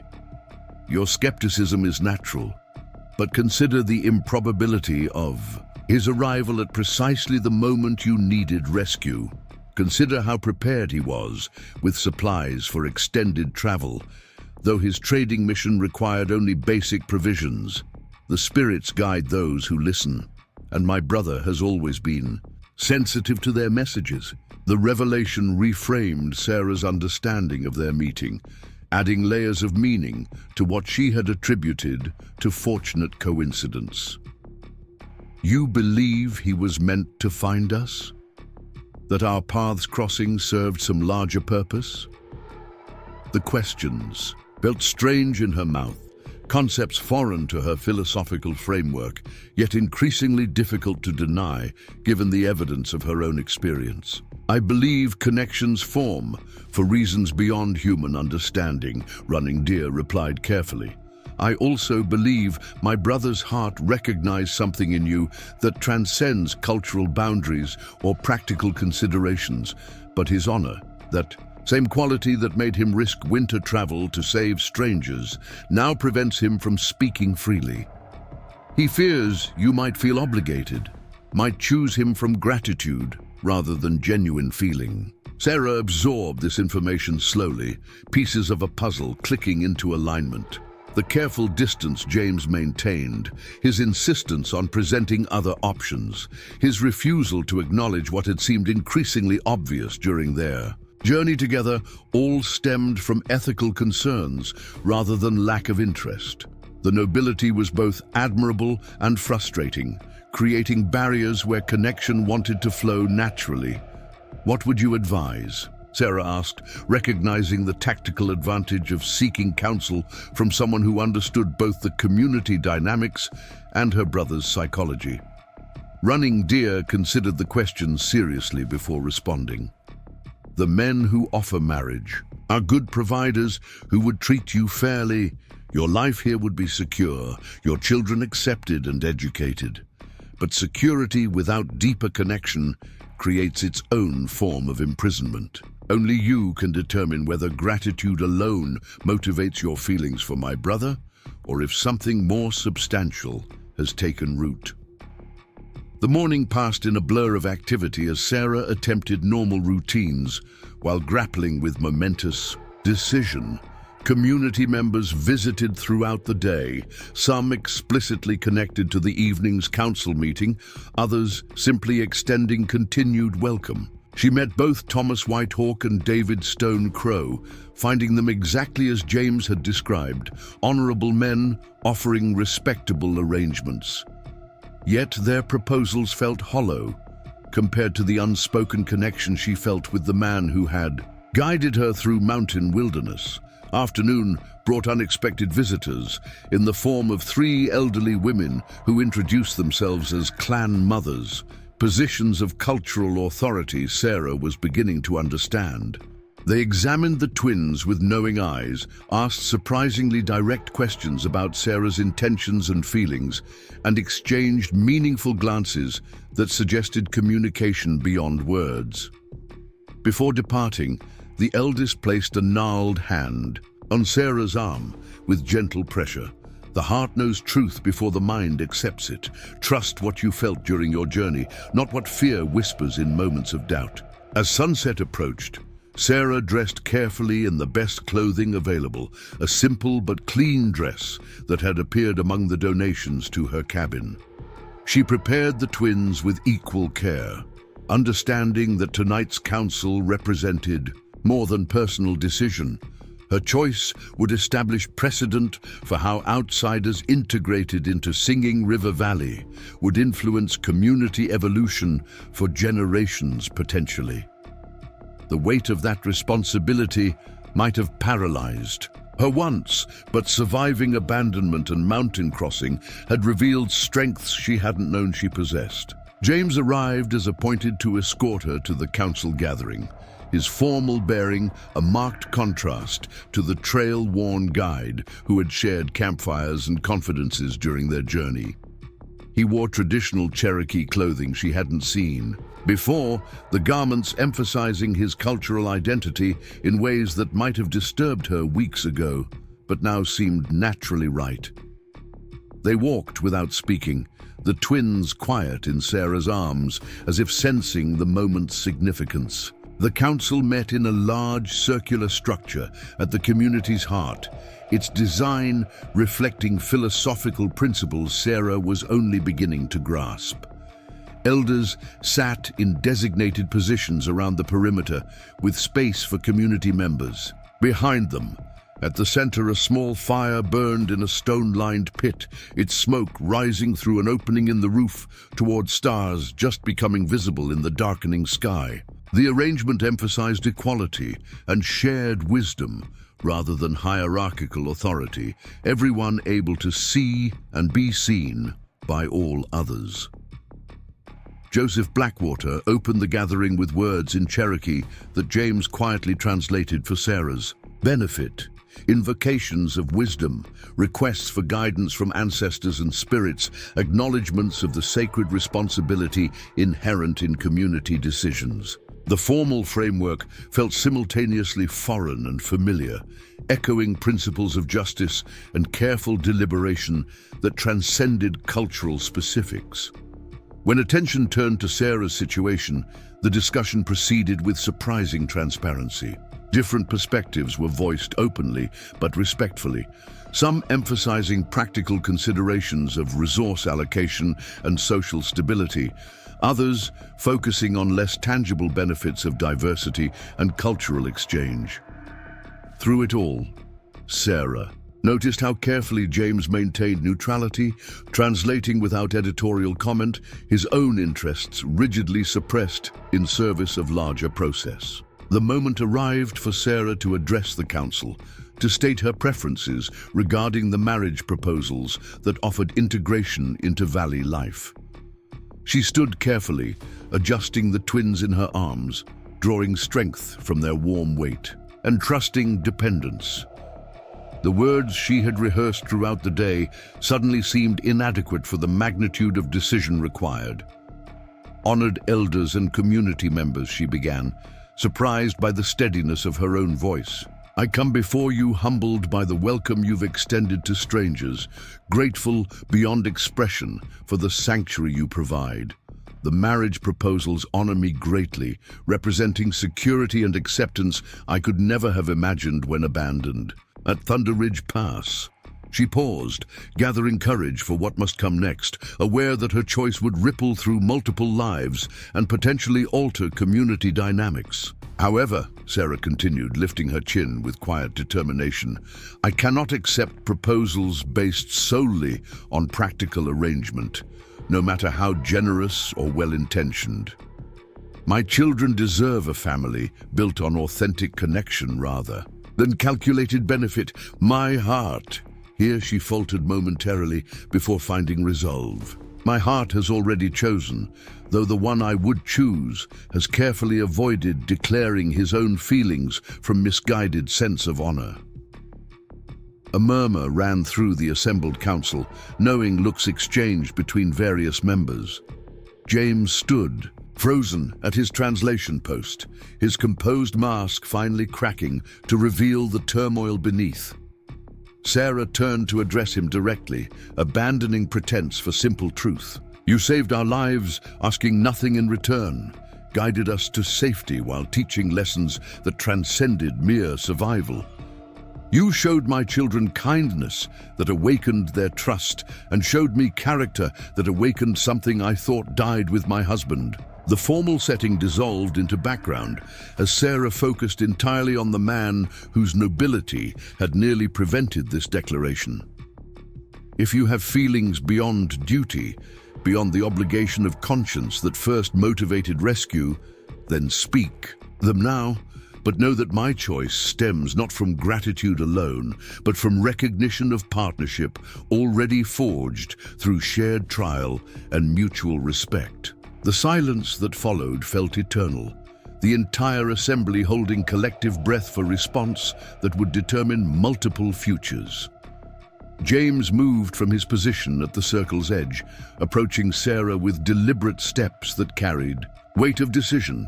When he spoke, his voice carried to the farthest seats despite its quiet intensity. From the moment I found you at Thunder Ridge, something beyond duty compelled my actions. Each day of our journey revealed strength and grace that humbled me, showed me a woman whose courage matched the mountains themselves. I held silence from fear that rescue created obligation, that gratitude might be mistaken for deeper feeling. But if your heart has chosen freely. He stopped directly before her, close enough that she could see the emotion he no longer bothered to conceal. "Then I declare before this council, before my people and the spirits that guide us, that my heart chose similarly. I offer not just marriage but partnership, not just protection but love, not just acceptance of your children, but commitment to raise them as my own. Will you accept this offer, made freely without condition or reservation?" Sarah's answer required no words.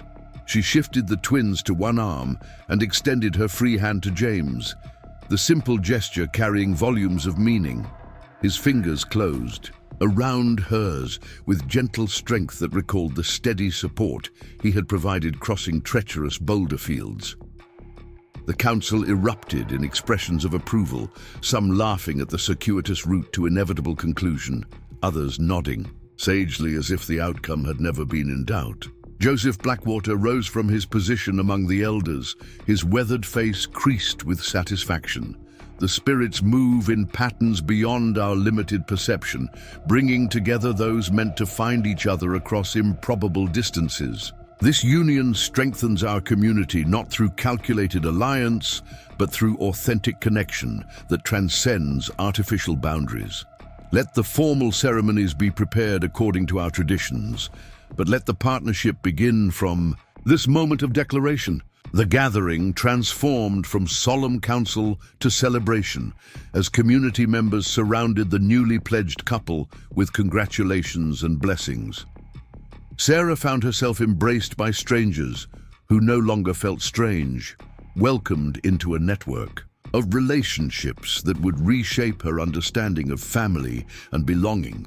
The twins, awakened by the joyous commotion, gazed around with wide eyes at their new world, their future now secured through bonds more complex and meaningful than mere survival. Later that evening, after the formal proceedings concluded and celebratory meals were shared, Sarah walked again beside the river with James. But now, without the careful distance that had marked their earlier conversation. The twins slept peacefully in their cabin under Running Deer's watchful care, allowing their parents a moment of private reflection on the momentous changes the day had brought. "You knew, didn't you?" Sarah asked, threading her arm through his as they strolled along the water's edge. "Despite all your careful neutrality, your insistence on presenting options, you knew how this would end." James smiled, the expression transforming his usually serious features into something younger, more carefree. "I hoped. But hope and knowledge are different things. Your strength, your independence, your fierce protection of your children, these qualities that draw me to you also meant you might choose differently. I couldn't risk influencing a decision that needed to emerge from your own certainty." Sarah considered this perspective, recognizing the delicate balance he had maintained between personal desire and ethical responsibility. "You gave me the gift of genuine choice, allowed me to discover my own heart without pressure or expectation. Few men would have risked losing what they wanted to preserve another's autonomy. Perhaps that's precisely why my choice felt so clear once I understood the full situation. The man who guided us through physical wilderness with such patience proved equally careful in navigating the terrain of the heart." They stood together at a bend in the river where the water formed a natural pool, its surface mirror still in the evening calm. Stars had emerged fully now, their reflection creating the illusion of infinite depth beneath the tranquil surface. Sarah thought about the journey that had brought her to this moment, the pain of loss and abandonment that had seemed overwhelming just days ago. Now those trials felt like necessary passages, doorways that had to be traversed to reach this unexpected destination. "The twins will grow up with advantages I never imagined possible," she mused aloud. "Understanding multiple worlds, moving comfortably between different ways of being, carrying wisdom from various traditions. They'll face challenges certainly, but also opportunities far beyond what a conventional frontier upbringing could provide. Their lives will bridge cultures in ways that might help heal divisions others take for granted. James nodded thoughtfully. They'll know their birth father's memory through your stories, understand their origins and heritage fully, but they'll also learn Cherokee ways, speak our language, participate in our ceremonies. Most importantly, they'll witness daily how different peoples can unite through respect and love rather than suspicion and fear. The vision resonated with Sarah's deepest hopes, promising her children futures richer and more complex than anything she could have orchestrated alone. "And what of us?" she asked, turning to face him directly. "How do we navigate the complexities of a partnership that crosses so many boundaries? You know my world only partially, and I'm just beginning to understand yours. We'll face skepticism from both directions, those who see our union as betrayal of respective cultures. These challenges won't disappear simply because we've declared our feelings before the council." James drew her closer, his arm settling around her waist with natural comfort. Every meaningful relationship requires navigation, adjustment, compromise. Ours simply makes visible the negotiations all couples undertake when joining different backgrounds and expectations. We'll make mistakes certainly, misunderstand each other occasionally, struggle with conflicting traditions. But we'll face these challenges together, drawing strength from the connection that brought us together against all probability. The confidence in his voice reassured Sarah, reminding her that this man had already proven his ability to guide through treacherous territory. Their future would undoubtedly hold obstacles she couldn't yet imagine, but having witnessed his competence in crisis, she trusted his capacity to help navigate whatever complexities awaited. More importantly, she trusted her own growing strength, the resilience that had emerged through trial and loss. "Tomorrow begins our formal courtship period," James continued, explaining cultural protocols Sarah would need to understand. Traditional Cherokee marriage involves stages, ceremonies that acknowledge both families and secure community recognition. We'll blend these with elements meaningful to your background, creating something new that honors both traditions. The best process may seem lengthy by frontier standards, but it serves important purposes beyond mere ritual. Sarah smiled at his careful explanation, appreciating his sensitivity to her need for understanding. "I've learned patience through harder lessons than wedding preparations. After believing my life had ended with Thomas's death, after facing abandonment and near certain death in the mountains, a measured courtship feels like luxury rather than hardship. Besides," she added with gentle teasing, "you've already proven yourself the most patient of guides. I trust you to lead me through cultural ceremonies as surely as you led me through Thunder Ridge Pass." They turned back toward the settlement as the night grew cooler, walking slowly as if reluctant to end this pivotal day. Around them, the sounds of singing river valley settling into evening routine created a peaceful symphony. Somewhere, a flute played haunting melodies, children's laughter echoed from distant cabins, and the river itself provided constant underlying music with its eternal flow over stone and sand. The sensory tapestry felt like home in a way nowhere else had since leaving Philadelphia, though the specific elements differed completely from her childhood environment. "I have something for you," James said as they approached her cabin. He reached into a pouch at his belt, withdrawing a small object wrapped in soft leather. When Sarah unfolded the covering, she discovered an intricately carved pendant, its design incorporating symbols she didn't recognize, but found immediately beautiful. "This belonged to my grandmother, passed through generations of women in our family. I've carried it since my sister returned it after her husband's death, waiting for the right moment and person." The weight of tradition and trust represented by the gift brought tears to Sarah's eyes. The carving felt warm in her palm, as if generations of wearing had imbued it with human energy. She understood without explanation that this represented more than personal ornament. that accepting it meant accepting connection to extended family networks and cultural continuity reaching back through time. "Thank you," she whispered, her voice thick with emotion. "I'll strive to deserve the honor this represents." "You already do," James assured her, fastening the leather cord around her neck with gentle fingers. "My grandmother was a bridge builder too, married to a Scottish trader, but maintaining her Cherokee identity fully. She would have recognized a kindred spirit in you, someone capable of holding multiple truths simultaneously without feeling diminished by apparent contradictions. Wear this as reminder that strength comes through connection, that identity expands rather than contracts when we open ourselves to new possibilities." They paused at the cabin door, reluctant to end this transformative day, but aware that propriety still mattered, perhaps especially now that their intentions were publicly declared.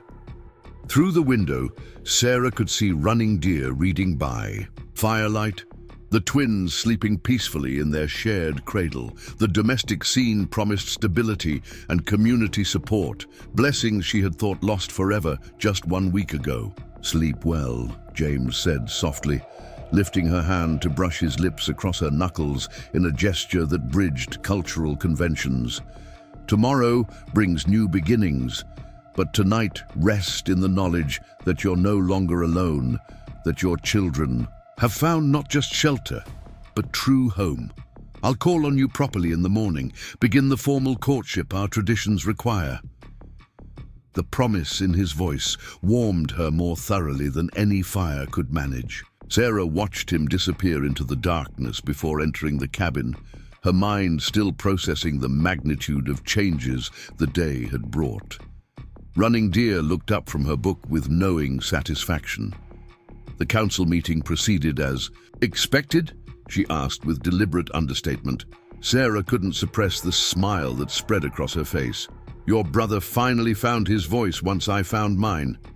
We'll be married according to Cherokee custom, though the timeline remains. To be determined." Running Deer rose to embrace her future sister-in-law with genuine warmth. "The ceremonies matter less than the commitment already made.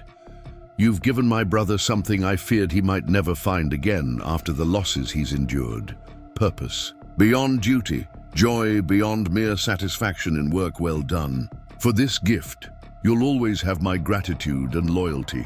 The women sat together by the fire, sharing quiet conversation about practical matters and future plans, until fatigue finally claimed Sarah's attention. That night, her dreams carried none of the anxiety that had plagued recent sleep.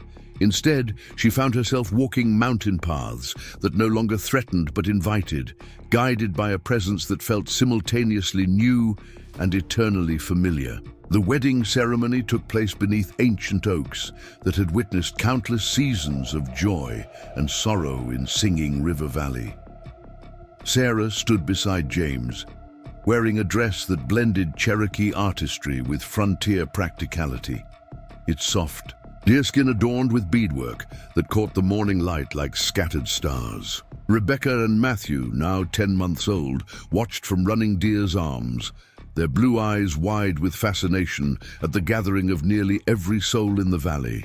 The ceremony itself wove together traditions from both cultures, Cherokee blessings, intermingling with Christian prayers, creating something entirely new yet profoundly meaningful.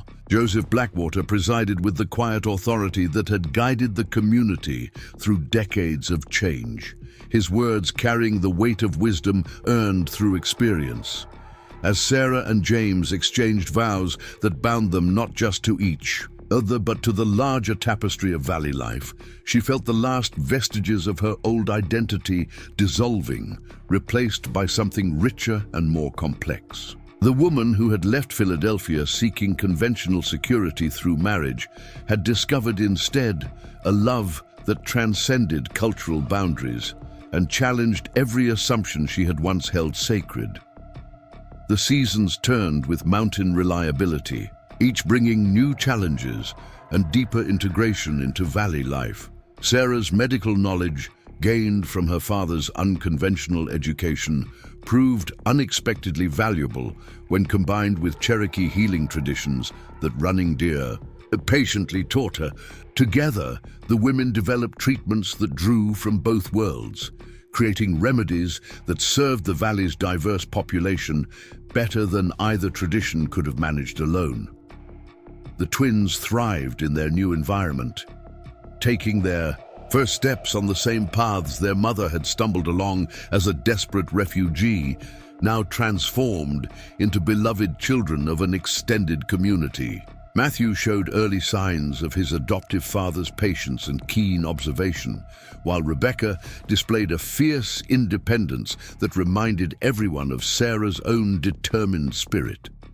As they grew, switching effortlessly between English and Cherokee, playing with children whose heritage spanned continents, they embodied the living proof that identity need not be limited by arbitrary categories imposed by others. Winter brought the first test of their new family structure, when a harsh storm system trapped several hunting parties in the high country, including James and several other men from the valley.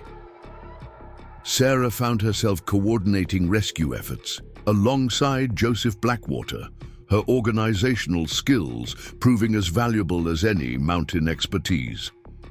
The successful recovery of all parties, with minimal injuries despite severe conditions, cemented her position as someone the community could rely upon in crisis. That spring, a delegation from Fort Bridgeline arrived in the valley, led by none other than Colonel Briggs himself, ostensibly seeking to establish better trading relationships with the Cherokee settlement. Among the party was Samuel Briggs, whose calculating eyes revealed his true purpose in accompanying his father. The surveying documents and maps he had coveted remained with Sarah, now properly filed among the valley's collective resources, their information benefiting the entire community rather than enriching a single ambitious individual. The confrontation that Samuel clearly expected never materialized. Instead, he found himself facing a united front that politely but firmly declined any arrangements that didn't respect the valley's autonomous status and collective decision-making processes. Years passed with the rhythm of mountain seasons, each cycle deepening the roots that Sarah and her children had put down in Singing River Valley. The twins grew into sturdy children who moved seamlessly between worlds, as comfortable with Cherokee ceremony as with their mother's stories of Philadelphia drawing rooms. James proved to be the father Thomas Whitmore might have been, patient with childhood questions and generous with his time, teaching both practical skills and deeper wisdom about living in harmony with the natural world. Sarah's role in the community evolved from grateful refugee to respected healer, her cabin becoming a gathering place where women from various backgrounds shared knowledge that transcended cultural boundaries. The medical practices she developed with Running Deer gained recognition throughout the region, drawing visitors from other settlements seeking treatments that conventional frontier medicine couldn't provide. When news eventually reached the valley that the wagon train which had abandoned her had suffered severe losses crossing the Snake River, several families perishing in the attempt, Sarah felt only sadness for unnecessary tragedy rather than vindication for their earlier cruelty. The letter arrived on an autumn day when the aspens had turned gold and the air carried the crisp promise of approaching winter. It bore the official seal of the territorial government, addressed to Mrs. Sarah Whitmore Blackwater, in recognition of her contribution to frontier medical knowledge. The invitation to present her integrated healing methods at a territorial medical conference in Denver represented acknowledgement from the very world that had once rejected her, but Sarah felt no particular triumph in the recognition. She discussed the opportunity with James beside their evening fire, the twins drowsing nearby after an active day helping with harvest preparations. The conference would mean weeks of travel, temporary separation from the rhythms that had become as natural as breathing, exposure once again to the rigid hierarchies and cultural assumptions she had gladly left behind. Yet it also offered a chance to share knowledge that could benefit countless frontier families, to demonstrate that cooperation between cultures yielded better results than mutual suspicion and isolation. In the end, the decision was simple.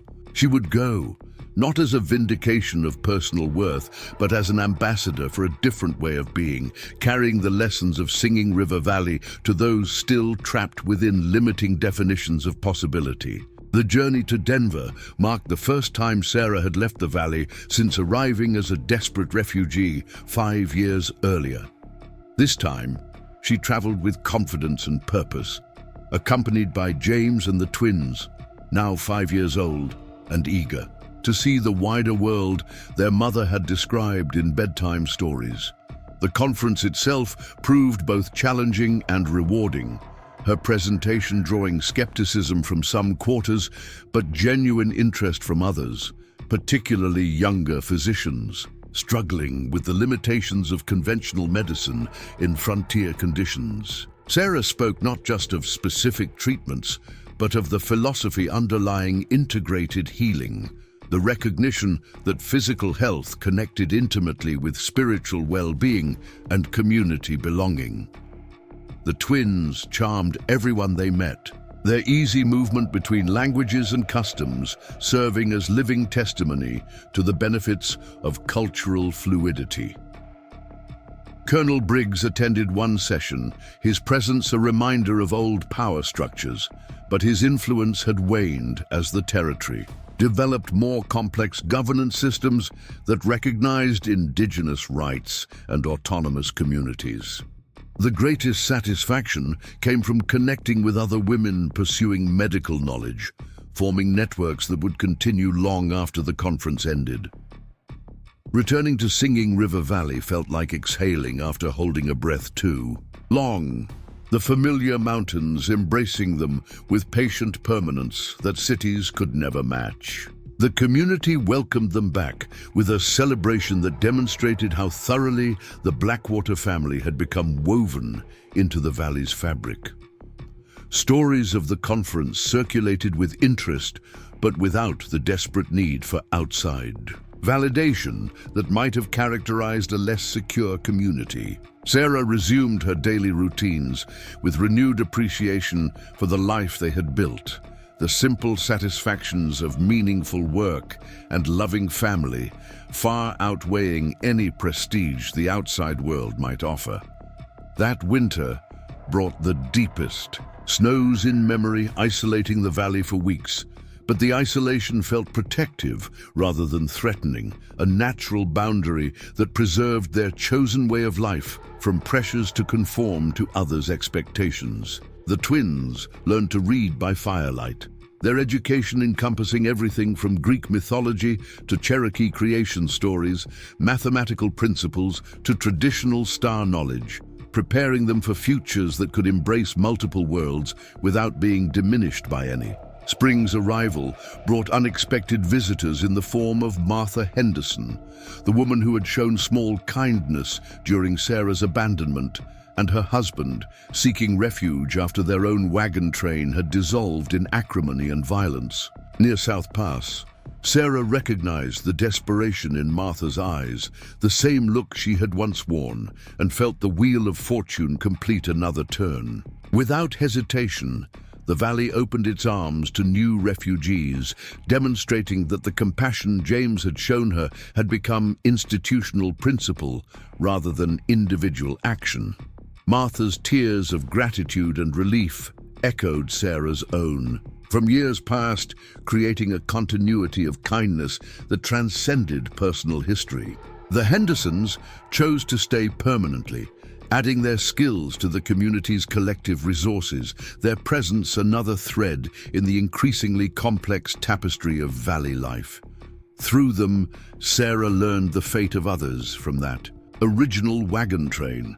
Many had reached Oregon, but found the promised paradise elusive, the fertile farms requiring backbreaking labor, and the social structures reproducing the same rigid hierarchies they had hoped to escape.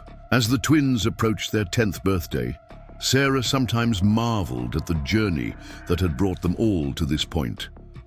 Rebecca had inherited her mother's determined spirit, but channeled it through her father's patient wisdom, becoming a natural mediator among the valley's children. Matthew showed aptitude for both traditional Cherokee knowledge and the mathematical principles his grandfather Whitmore had once taught Sarah, bridging worlds through intellectual curiosity rather than necessity. Their younger siblings, too, daughters born to Sarah and James in the years following their marriage, completed a family that defied easy categorization but flourished in its complexity. Looking back, Sarah could trace the path from that desperate morning at Thunder Ridge Pass to this moment of quiet satisfaction, each apparent catastrophe revealing itself as a necessary step toward an unimagined but infinitely richer destination. The abandonment that had seemed like death had actually been rebirth, stripping away limiting assumptions to reveal possibilities that conventional thinking could never have encompassed. The letter from Philadelphia arrived 20 years after Sarah had left that city as a young widow seeking frontier opportunities. Her sister wrote that their elderly father was failing, expressing his wish to see her once more and meet the grandchildren. He knew only through correspondence. The request stirred complicated emotions, connections to a past that felt simultaneously distant and immediate. After much discussion, the family decided to make the journey east, all of them together, a reversal of the path that had brought Sarah to her destiny. The Transcontinental Railroad now made such travel feasible, though the cultural journey remained more challenging than the physical one. Arriving in Philadelphia with her mixed family, Sarah encountered the predictable range of reactions, from genuine welcome to barely disguised disapproval, but found herself unmoved by others' opinions in ways that would have been impossible in her youth. Her father, frail but alert, wept openly upon meeting James and embracing grandchildren whose existence testified to paths he could never have imagined for his carefully educated daughter. The visit extended through summer months, allowing the children to experience the world their mother had known while appreciating the vastly different one they inhabited. Museums and libraries fascinated them, but they spoke openly of missing mountain freedom and community connections that no city could replicate. Sarah's sister struggled initially to understand the life her sibling had chosen, but gradually came to recognize the profound contentment that radiated from the entire Blackwater family.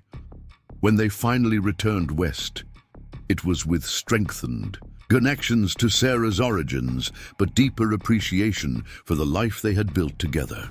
The train journey back revealed how much the frontier had changed in 2 decades, settlements sprouting where wilderness once reigned, but Singing River Valley remained essentially unchanged, protected by geography and the determination of its inhabitants to preserve a way of life that honored both tradition and adaptive innovation.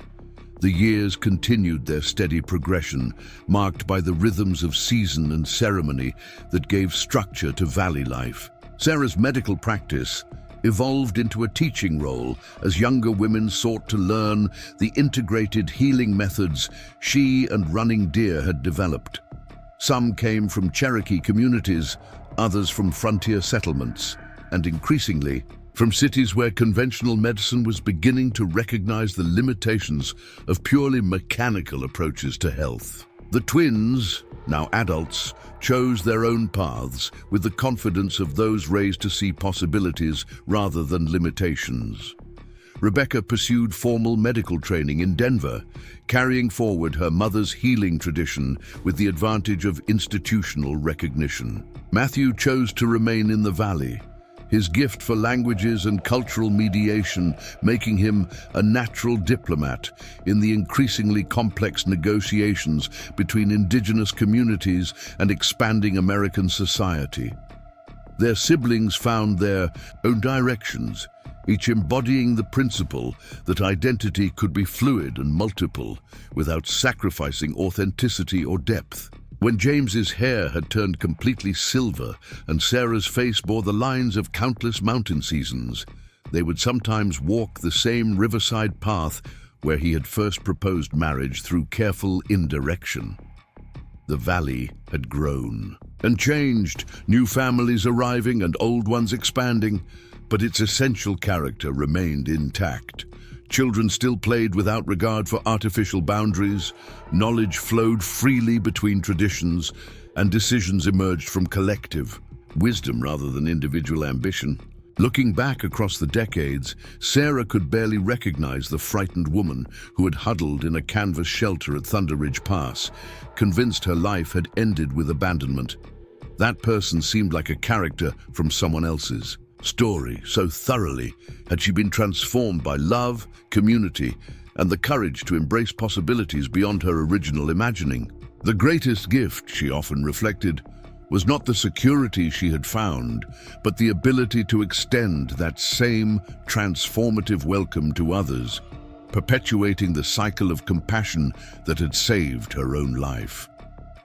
In her final years, Sarah compiled her medical knowledge into written form, creating texts that would preserve the integrated healing traditions for future generations. The work required collaboration with Cherokee elders who shared oral traditions, frontier physicians who contributed conventional knowledge, and younger practitioners who helped bridge linguistic and cultural gaps. The resulting volumes became foundational texts for a new approach to frontier medicine, one that recognized the interconnection of physical, spiritual, and community health.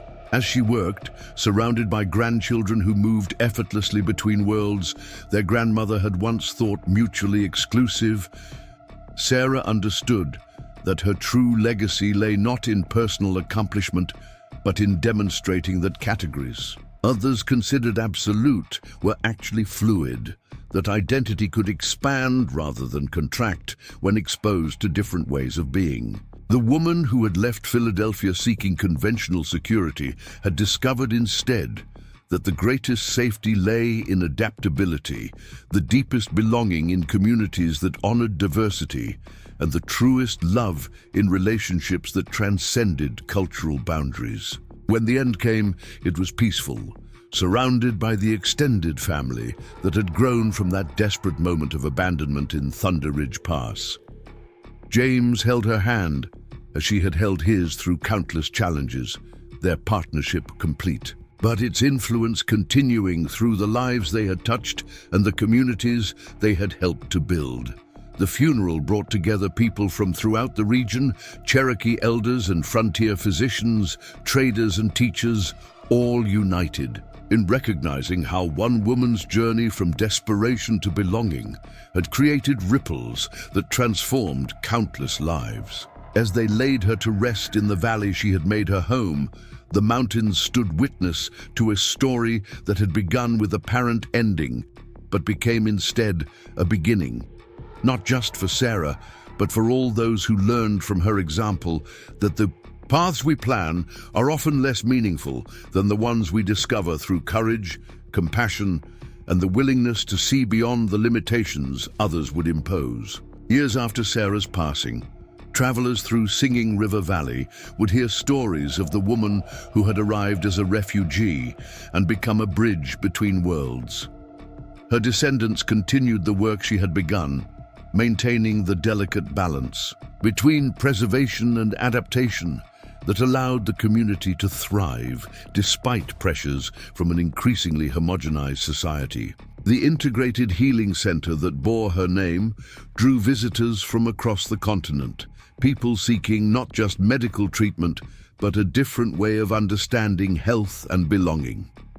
In the end, Sarah Whitmore Blackwater's greatest achievement was not surviving abandonment or finding love across cultural boundaries, but demonstrating through lived example that the human capacity for transformation has no limits when supported by genuine community and guided by open hearts. The trail that had seemed to end at Thunder Ridge Pass had actually led to possibilities beyond imagination, reminding all who heard her story that our greatest catastrophes often carry the seeds of our most profound redemptions. Up next, you've Got two more standout stories right on your screen. If this one hit the mark, you won't want to pass these up. Just click and check them out.